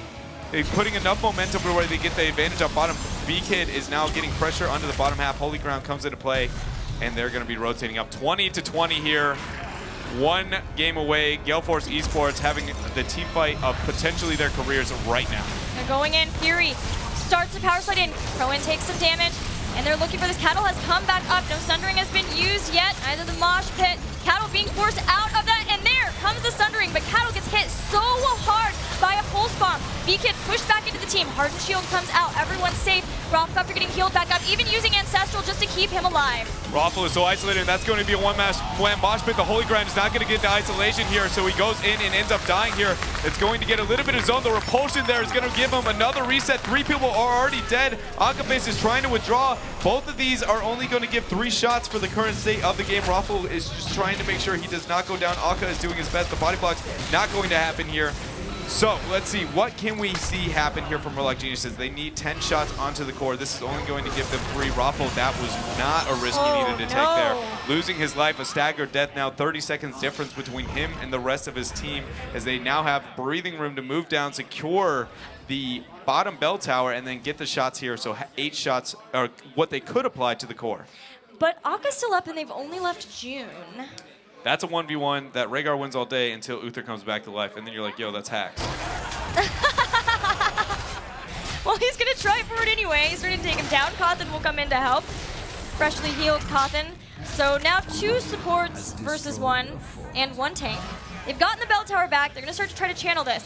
A second until Tyrael pops back up, and Greymane's here too. The channel will start. There's another ability to channel, and that is moving things ever closer to a game number 5. And I think a major problem here is B-Kid's yet to even use, it feels like, Sanctification. Udall going in aggressive, both going out of the wall. Cattle dancing with that there. Maybe a little bit of cow tipping because he was almost caught sleeping. He was not, though. He had Bolt. He got back over. He's safe. It's all fine. They're like, you can have these if it's that bad. You can have these. And this will start to run into the bell tower in bottom. They just got this back. If Gale Force manages to fight away from the actual bell tower itself, this is a fight that they want. They don't want to take a fight when the shrines are going to be spawning because it risks really bad positioning because they cannot let their opponents get a channel, which is going to lead to bad rotations. If they can get this open area fight, plus the sundering coming out from Cattle in those chokeholds is legitimately won them almost every single team fight here. So the bait on the side of this for Gale Force is huge. You see Udall, the patience he's showing, but it doesn't look like Murlocs are going to take the bait quite yet. Want to see if they can pull people back into this bell tower, into the safety of slowing down their opponents, but that's just not going to be the case. Fury watching to see if anyone oversteps their bounds. They are so close to tying this series up, Dread. They are 2 core health away from that, and they found somebody. They blow up Michael. And the Sundering coming in, splitting Rafflecopter. Crone is going to be trying to dash out as well, so only one person is going to be dying. There are no shots available on the map at all until the shrines come up, which should be pretty soon here.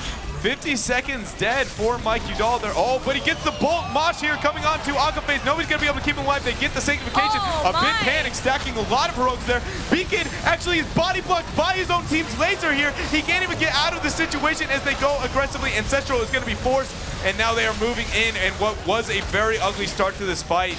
Gale Force eSports is now just grasping at anything they can for a chance to not lose this game. That is so many heroics they needed for this fight. Yes, Mosh and Sundering, and even Jug of 1,000 Cups was used, but there is still so much damage, and it's a 3v5, a 4v5 now, as they have only one member left to respawn. 9 seconds until Greymane is back in action. Crowan doing everything he can to try to stop this. He gets caught by Fury. He recalls barely to safety. Cattle has caught Rafflecopter. He doesn't take him out, but everyone is low from Gale Force. June is starting the channel. Is this game number 5? Yeah, Crowan now under pressure. BK, the Leeming reset is going to happen here as he falls down. Tyrael is going with him. Greymane coming back to life, but it's not going to matter. Murloc Geniuses managed to pull it back here 2-2 and going to go to game number 5, where we're going to find out which team is going to be the first to be able to qualify for BlizzCon. What an absolutely ridiculous series here we have, ladies and gentlemen. Dread, think how amazing Murloc Geniuses has to be feeling at this moment. They have June, who is its first LAN, Som, who has just now made it to the grand finals, and let's talk about the other 3. The furthest we've ever seen them get, with maybe the exception, of course, of Fury when he was on Gale Force. And Fury tying it up with his old team, proving that he is doing just fine here. We are so close. Both of these teams now 1 game away from BlizzCon. Gale Force eSports, man, their mentality right now has to be a little confused. First in Ventic, it was working so well for Crowan, the Tracer. Now it seems to be a really bad spot, but we're going to be going to a break, guys. When we come back, we will have the last game here to figure out which team will represent North America at BlizzCon. Qualifying for BlizzCon and winning this event would mean a lot to me. Since day one, man, our whole team's just been talking about BlizzCon. That's what we want. Winning BlizzCon, that's the goal. That's what I want, and this is a stepping stone to get there. If we win this, it means that we've made it to BlizzCon. We have months to prep for it. Getting #1 seed for going into BlizzCon makes you top 8 already, so that's a huge thing. And not just that, you don't have any stress coming into PAX. If we were to win and qualify for BlizzCon, it would be a huge deal for us, especially as a team being newly formed within 2 to 3 weeks. Going to BlizzCon would just be a dream come true. It's something I've always wanted to do, not only just as a player, but just the venue is amazing. So going there and especially competing in there would literally just be a dream come true for me. Only the first place is going to qualify for BlizzCon, and yeah, nothing else other than first will leave us fulfilled. Everyone on the team wants to be the best in the world. We want a shot to prove that we can try and challenge the Koreans, the Chinese. That's why I play the game. I want to be the best. It's extremely important to me.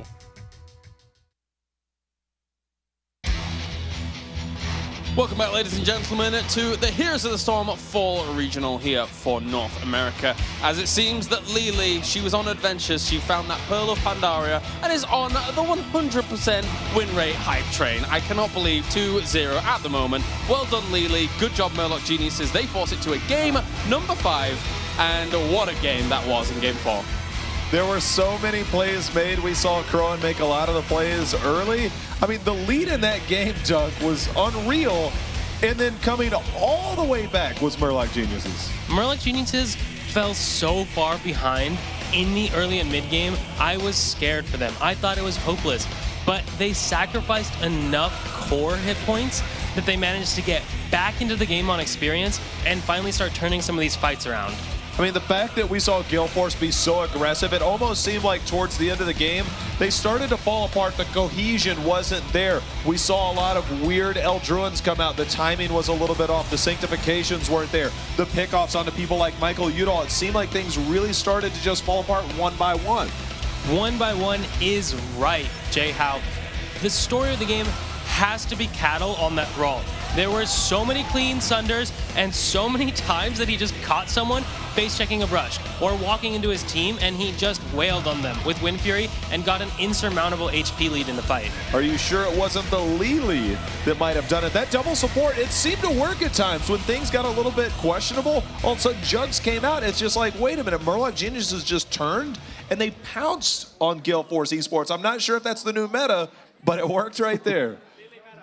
Yes, it did. It was interesting to watch. And actually, Gillyweed mentioned in the game that I was wondering as to whether or not the Jugs was actually just a reactionary move, because once they hit 10, instantly taken and instantly popped when she was under threat down towards that bottom lane. Of course, Dragon would have been cool, but regardless, the Jugs seemed to work out, so that's okay. Still, the 100% win rate continues.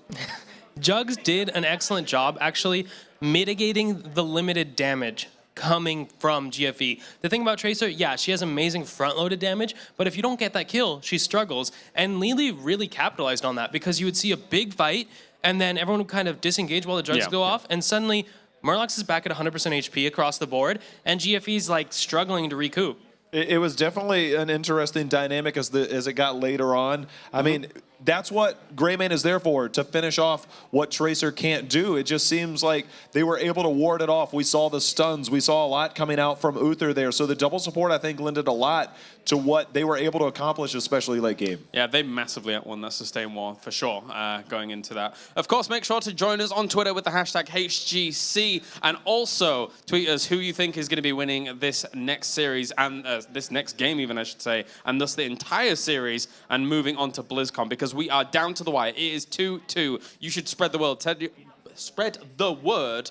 Tell your friends to tune in as well, because this series just got a whole lot hype. A Game 5 on the way, and I'm pretty sure once again, somehow, someway, GFE forces it onto Blackheart's Bay.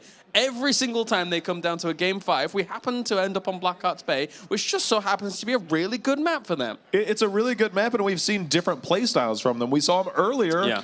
Illidan Tracer. We've seen a lot of Tracer.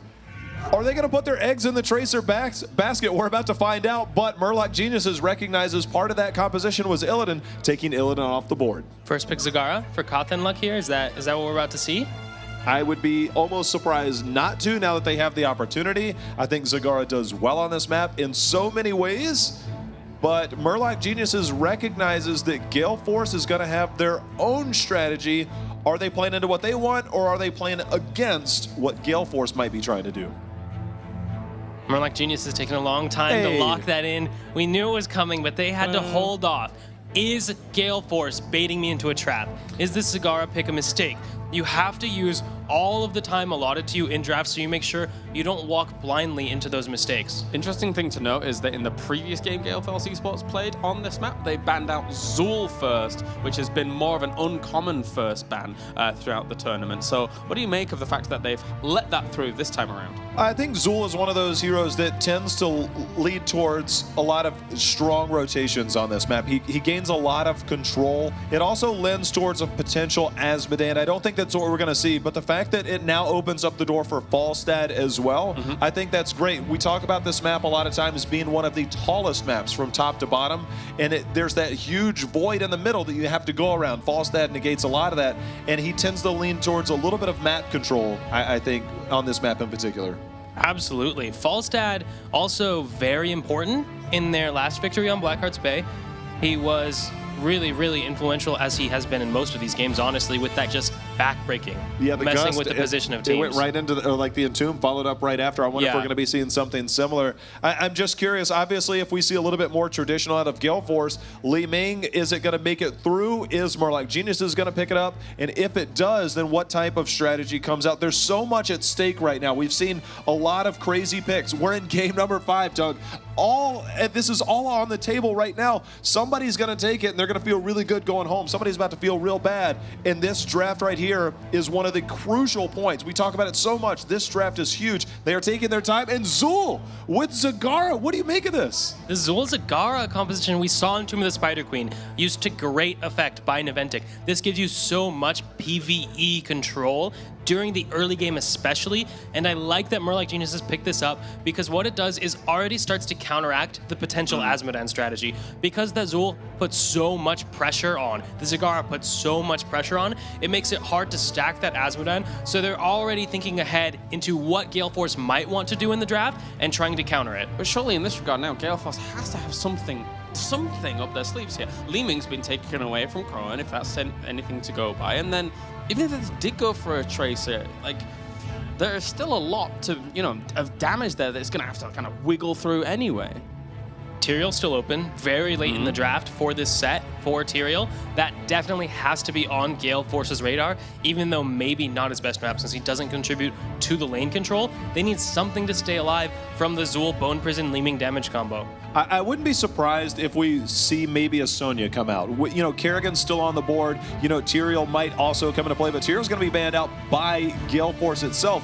But when you look across the board, and the Sonya ban, I love it because you look across the board, you've got Zul. He's got ultimate lockdown. If Kerrigan decides to come in and dive in, here's a Bone Prison for you. That's a little less effective against Sonya with her level 4 Hurricane talent. So Sonya instantly taken off the board by Murloc Geniuses. I love that ban. That's a target towards Udall. I like it a lot. Not only excellent in that Zul matchup, Sonya crushes him when they contest on the front lines, but also just a monster on this map. Can run around, collect all the coins, kill the bruiser camps, no problem, and you don't want to allow your opponents to be able to get that much of an advantage from just doing the PvE.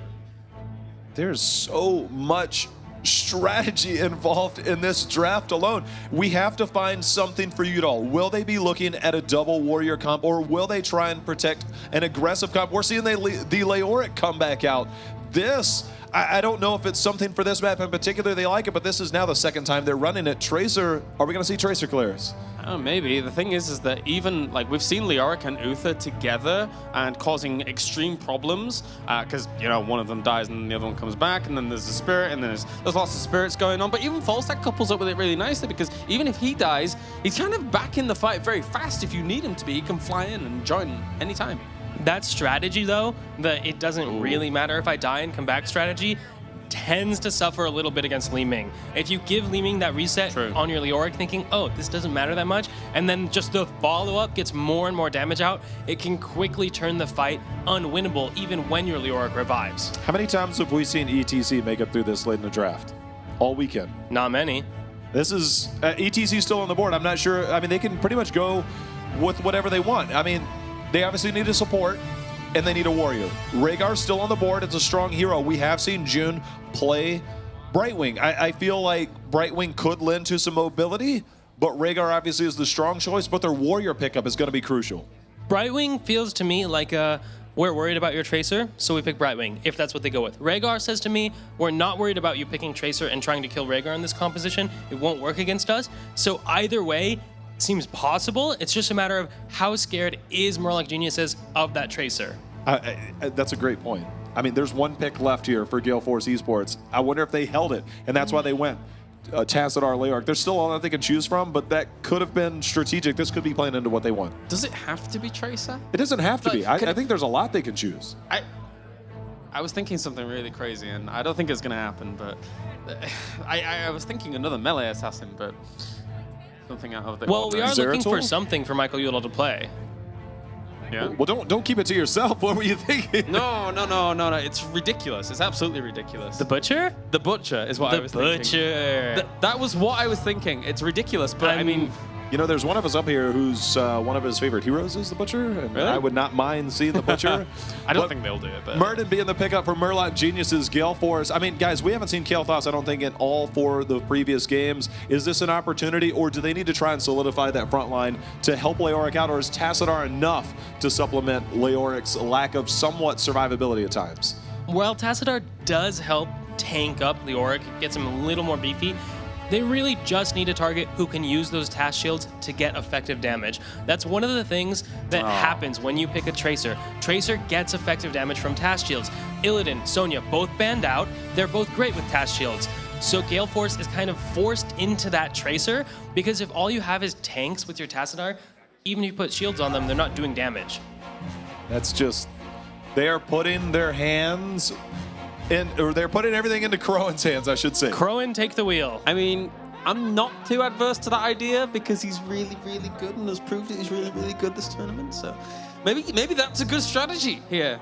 Let Crowan run with it. Huh? I mean, Dunk called it, okay? If that was Brightwing, we might be looking at somebody else. The fact that they went Rhaegar lends to a possible, hey, we're going to hold this last pick since we have last pick, so maybe we'll lend that towards Tracer, and they did exactly just that. I think that was their strategy going in. I'm curious what their plan B would have been if it was Brightwing, unless they were just that confident going that entire time. I mean, it could have been that they planned to kill Brightwing, I mean, go Tracer either way, because earlier in their matches, they played against Brightwing with that Tracer, so despite the polymorph, despite those tools, they were still, sure, we'll play Tracer into it. So maybe they were just, all right, we'll not show the Tracer because we don't think you play it, and maybe you'll make a mistake. All right, guys, it's 2-2. The winner of this one match goes on to BlizzCon, and I have to ask you proper predictions from drafts going on through who is going to win this grand final, who is going to become our next North American champion.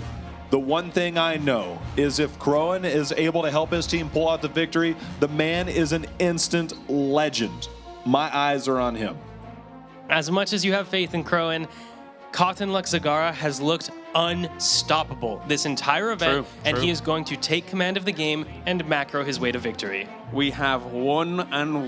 Jayhow going for Gale Force and Dunk going for Murloc Geniuses. It couldn't get more hype than this. It is 2-2 in the grand finals of the North American Fall Regional as we get into the final game here to decide who goes to BlizzCon.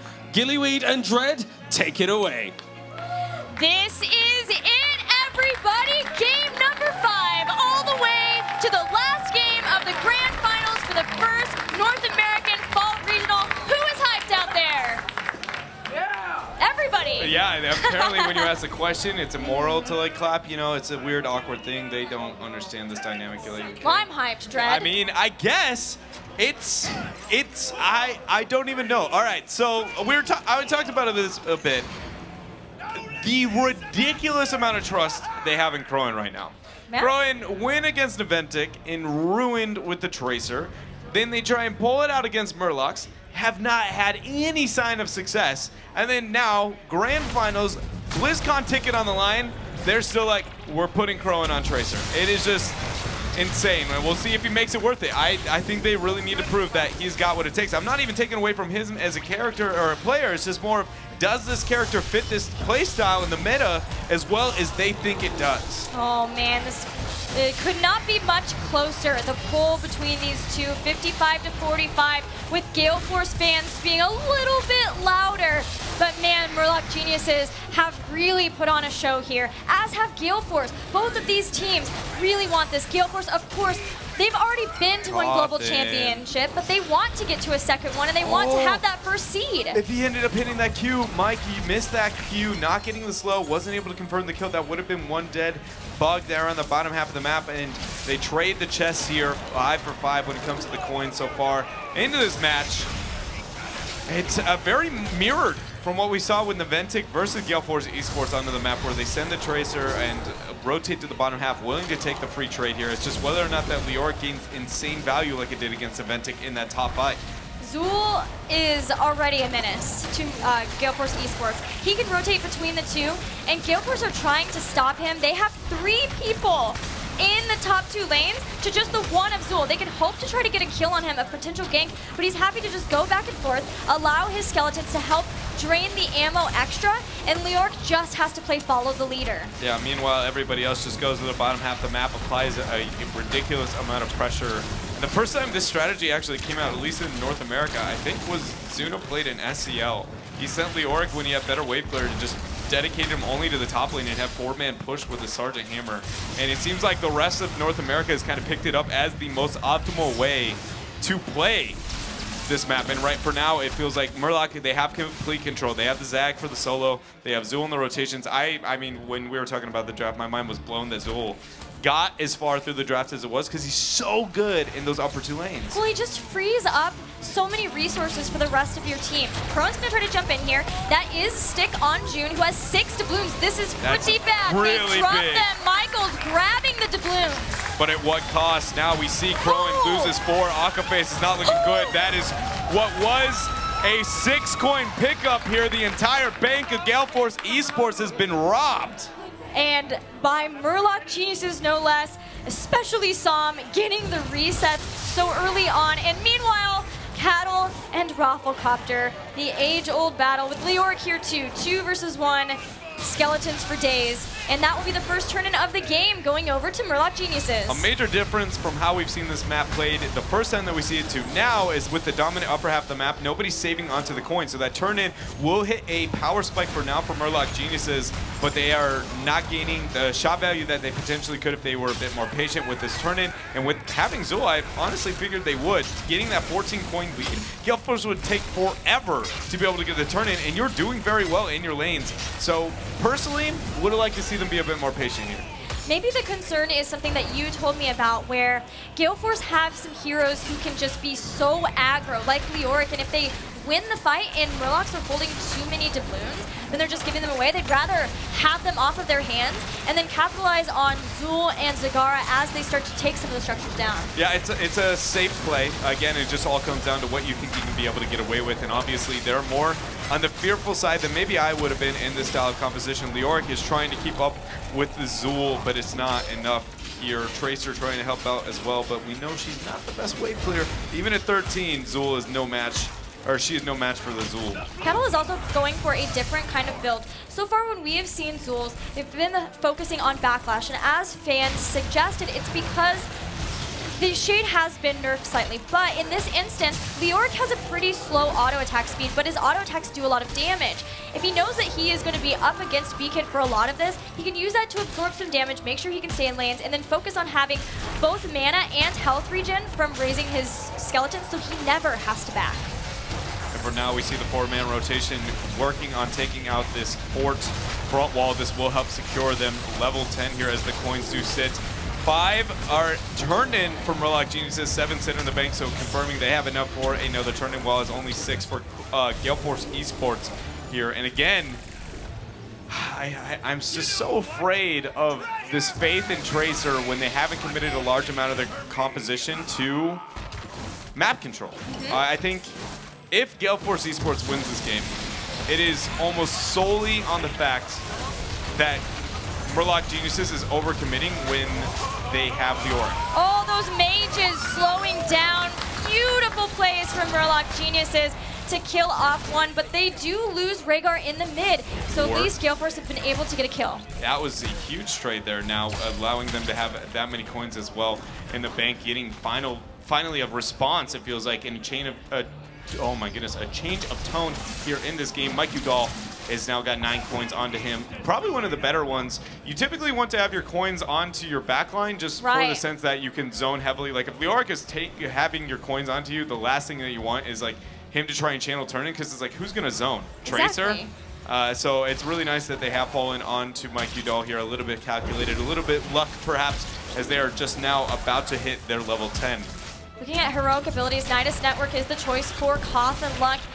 Going back, we did see one Devouring Mob, but he's back to his comfort zone in being able to get those, spreading out the creeps so that he can start to split push. And as you were telling me, while the panel was still talking, oh, Cattle's gonna drop here, great Entomb. Maybe. He lasts for a long time. Here comes Murloc Geniuses. They're gonna try to turn this around, but everyone else is pretty far behind. Fury's just gonna have to dwarf us out, but as you were telling me, actually I can't remember the point I was gonna make. It was about how Leoric is not doing as well as Zool is into this matchup, and that you're surprised at that, isn't Yes. it? Yeah, no, Yeah. it's This totally was my point. No, yeah, Thank you for obviously, reading my mind. Yeah, the Leoric pick here so consistently. I feel like Gale Force is banking that Murloc makes a major mistake, and I don't think they will. I feel like they've gotten to the final map here. They have confidence in them.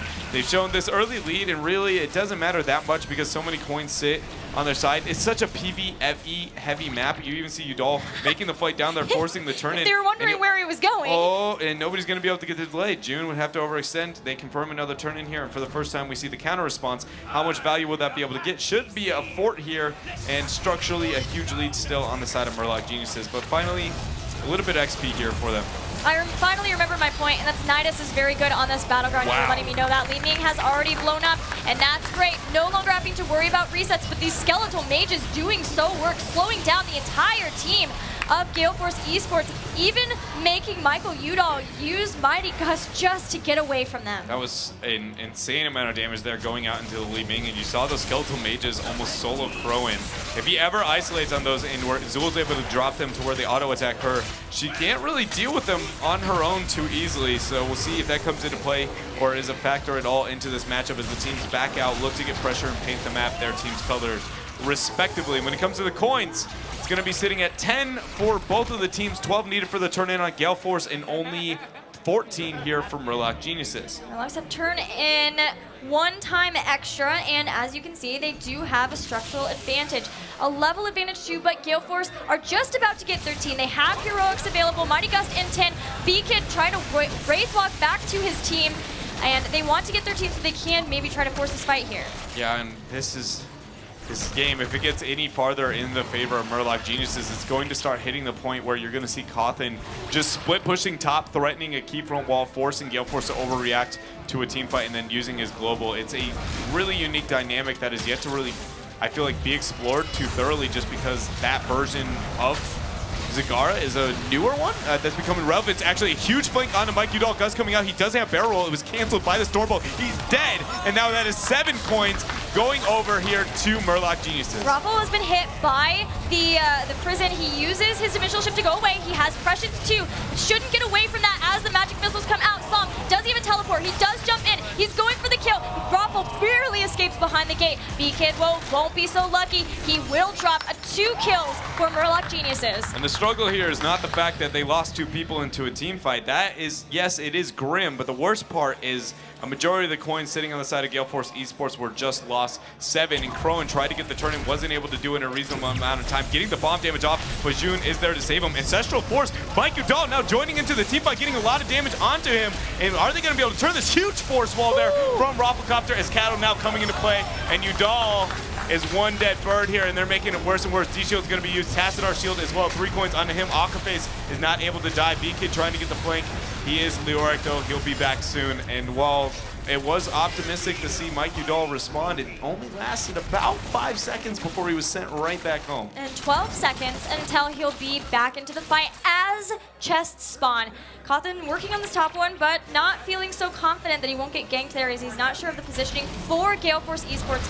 There is 1 still available bottom too. Murloc Geniuses were way more focused on just trying to turn in their doubloons to get a turn in. And with Leoric coming back up, Rhaegar drops, they steal him away. That was ridiculous synergy there as well. That B-Kid held the entire Entomb onto the target, and then right after it drops, Raffle hit him with the force wall, was able to secure a kill for his team here, and a couple of coins as well, as they now have enough for their turn-in.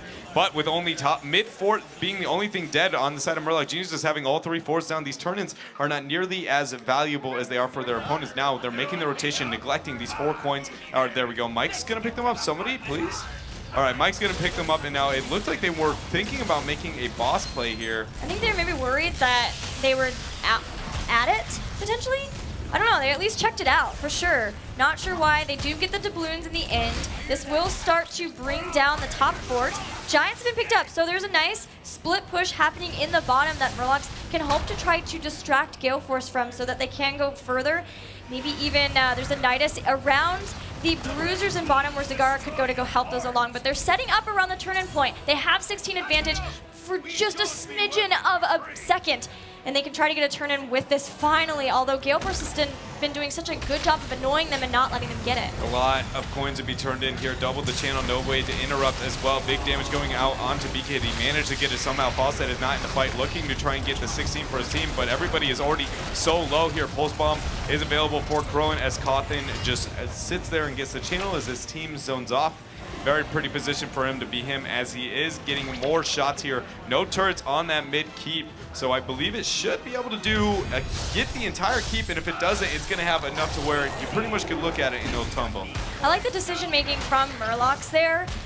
They know that Gale Force is banking on a lot of times doing what they were before. They can just delay for a really long time using Leoric's ability to come back in the fight, as well as Tassadar, to go for these very long fights and eventually do enough damage to try to steal Murloc Genius's doubloons away. So they got a mercenary camp, so either way they were going to win that. As long as they didn't lose anybody at the turn-in point, either a lane would push with the mercenaries and start to do damage to structures, or they get a turn-in. In this case, it was the latter. All right, so call me crazy. Okay, crazy. I already have the strategy I want to see Gale Force pull out. Ready. Send Tracer down to the turn-in and hide there by herself. Udall have a large amount of coins, and before they get enough for they get a turn-in, fake the boss, have Udall fly down, everybody will panic, they'll split, commit a resource to deny him the turn-in, and then Tracer goes and gets the solo 2v1. Think about it. I honestly think they have to make a big play with that. I don't know if they have a direct team fight composition to be able to deal with it. Tracer has to get these small skirmishes that she thrives in, or it seems like she's just getting bodied, even when babied by Divine Shield, Tassadar shields as well. I'm not too impressed so far with how it's played, so I want to see them manipulate the map to where Tracer gets in those positive situations. Yeah, they're not out of it yet. They are a level behind, but still have their 16 talents, and they are definitely behind structurally. They've lost a keep, so that is the big downfall, but they need to try to slow this down. Again, gems are being turned in, doubloons even for Murloc Geniuses. They don't have enough, but they're still able to throw them in the bank, and that is something that Gale Force eSports just don't want. They want to be denying these. It's just not happening. Yeah, and Crowan is putting a lot of DPS into Fury, and it's not really valuable DPS by any means. It's being dealt with rather quickly. Crowan does get the Prism put onto him. BK taking a lot of damage. Drain is not going to proc either. He has the Entomb, but he's running very, very low when it comes to the health. They aren't getting the Gust combo that they wanted and that we saw so effective here against Aventic as they dance back and forth. Tassadar shields are not keeping BK up. And if he goes down, that's going to be 2 coins again in the favor of their opponents, so letting them be within 3. We do see the combo going on to Cattle here. Fury with the response. They get the blow up that they want. The mage is now auto-attacking anybody. Haven't lost anything. Crowan, though, on the flank as a huge combo comes out from Saul. He's on the flank, but Cawthon has no problem with that. They haven't taken anyone out, though. And Crowan is trying to run away, even picking up some of the doubloons as he does so. There's the slowdown. Oh, wave of force, and Tracer's down. Yeah, Tracer ended up falling at this point. The bottom coins were lost here because of it. BK is now trying to withdraw a test. Top chest will be going in their favor. That is going to be a turn. And meanwhile, there have been catapults wailing onto the core, breaking towards the shield. Not going to get it quite yet, but this is great for Murloc Geniuses. They legitimately have almost nothing to worry about in this game with a 2-level lead and a ridiculous coin advantage and 87% on the core. They are just going to abuse their talent advantage. They're global, and they're just split sieging that macro play that, I mean, Dunk pointed out so thoroughly that Cawthon has just been dominating with. It accents this map, and Gale Force almost had no answer for it, it feels like. Speaking of 20s, which are almost here for Murlocs, Cattle has been building into Spectral Scythe, getting flowing wounds for the reduction in cooldown timer, as well as Decrepify for slows. At 20, probably going to get Mortal Wound to go along with this, maybe, and that is really going to limit the options that Gale Force have, because the healing will be so significantly reduced, and there's a turn-in again. They're going to take the boss, and their opponents are going to give it up for free. So what do you have to do in this situation? Leoric has to go and move with the boss and fake like they're feigning towards the core, because they could potentially backdoor at this point, and so Gale Force has to be afraid of that. Falstad has to back up and then worry about the keep and maybe look for the win condition with the boss, because if you don't get it with that boss, you're almost never going to get it unless you get a full wipe. I feel like Gale Force right now is going to lose the structures already on the opposite side of the map. I would have liked to see them make a big play with this, because again, it hasn't been doing well face rolling into your opponents. They have 20 advantage. You can't take the team fight. They're only going to get more and more turn-ins on you.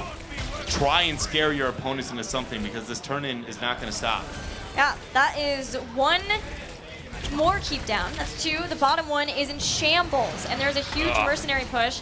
Murloc Geniuses are just trying to get the turn in here. They have It's almost enough. game if they get it. It might be game even at that point if they do manage to get it, especially with that double giant. If those get more auto attacks, 3 to 4 auto attacks, 1 turn in, and this is game. They're gonna try. There's Bone Spear picked up for Cattle for even more damage. They have to watch out for the Entomb, for the Mighty Gust. There's the Entomb. Mighty Gust to follow up. Cattle staying strong. Fury jumping right back into the action. Ancestral healing heals Cattle back up. Here it is. Murloc Genius is going for the fight. A huge wave of force. Leoric is down. There goes another. Tracer is in. That will be it. Michael Udall drops. This is it, Dread. Murloc Geniuses will be the North American champion, and they'll be the team representing North America at BlizzCon. Very well deserved. Patient play, macro everywhere. These group of players have seen a lot of struggles recently. Fury being removed from Gale Force eSports. You see how happy they are. They've been through a lot, and they are the team who everybody said, all right, roster apocalypse of North America, who pulled out on top? We thought Denial. I mean, they literally got denied outside of the group stage. We thought maybe Naventic was going to be the one. Struggled in the semifinals. Gale Force eSports, maybe they were going to be it, but no. That team, in fact, is going to be Murloc Geniuses. Murloc Geniuses, for so long, we have watched Cattle, we have watched Cawthon, we have watched Fury in this scene, waiting to see who the missing links would be to bring this team into top tier of North America, and those links were June and Som coming in and making an unstoppable force. This Grand Finals was so close, but in the end, Murloc's able to clutch it out. Just beautiful play from Murloc Geniuses everywhere on the map. I've been very impressed with them. I hope that the meta stays into their favor for the time being. But here they are, your North American champions, and the second team to qualify for BlizzCon, Murloc Geniuses.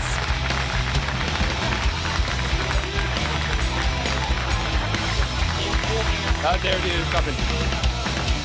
All right, guys, I'm joined on stage by the champions of the North American Fall Regional. I'm joined by Cawthon Luck. First off, man, right after the win, you guys defeated the previous champs. How does it feel?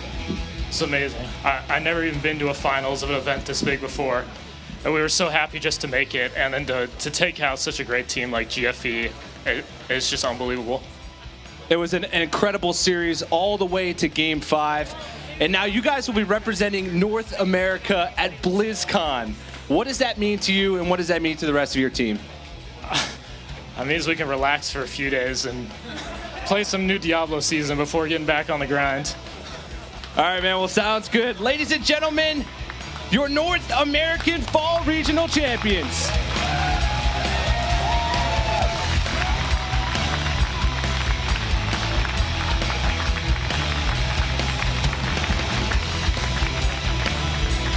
What a way to end the tournament here in Burbank, California, as Murloc Geniuses are able to cause upset after upset, one would say, throughout this tournament and bring themselves home this trophy, qualifying for BlizzCon. What a way to do it. It goes to all 5 games, and they killed Tracer over and over. I'm a happy guy. I'm so happy that Murlocs will make their way to the Heroes of the Storm BlizzCon tournament yet again. Murlocs are just so amazing, and they just crushed it, man. I'm so happy. I think about the storylines that are on that team. Fury was booted from Gale Force just after the Summer Global Championship. Caterpillar, former member, short time on Cloud9. June, his first ever tournament on the big stage. Yeah. You take home the championship. I mean, the storylines for that team are huge, and you talk about Cawthon there. You talked about he was basically the MVP. There was so much on the side of Murloc Geniuses, super impressive. Right, of course. I mean, someone like Cawthon Luck, he's been in esports for a long time, and I can only imagine this is going to be one of the absolute highlights of his career. Taking this championship, moving on to BlizzCon. What a way. Short moments, guys, here before we wrap things up. What were your highlights of the tournament? I think just looking at what Murloc Genius was able to pull off, you can't count out Vox and Nahili. The fact that they came in, showed what they showed. There's so much going on in the NA scene, and I love every single bit of it. It was a great weekend, Dunk.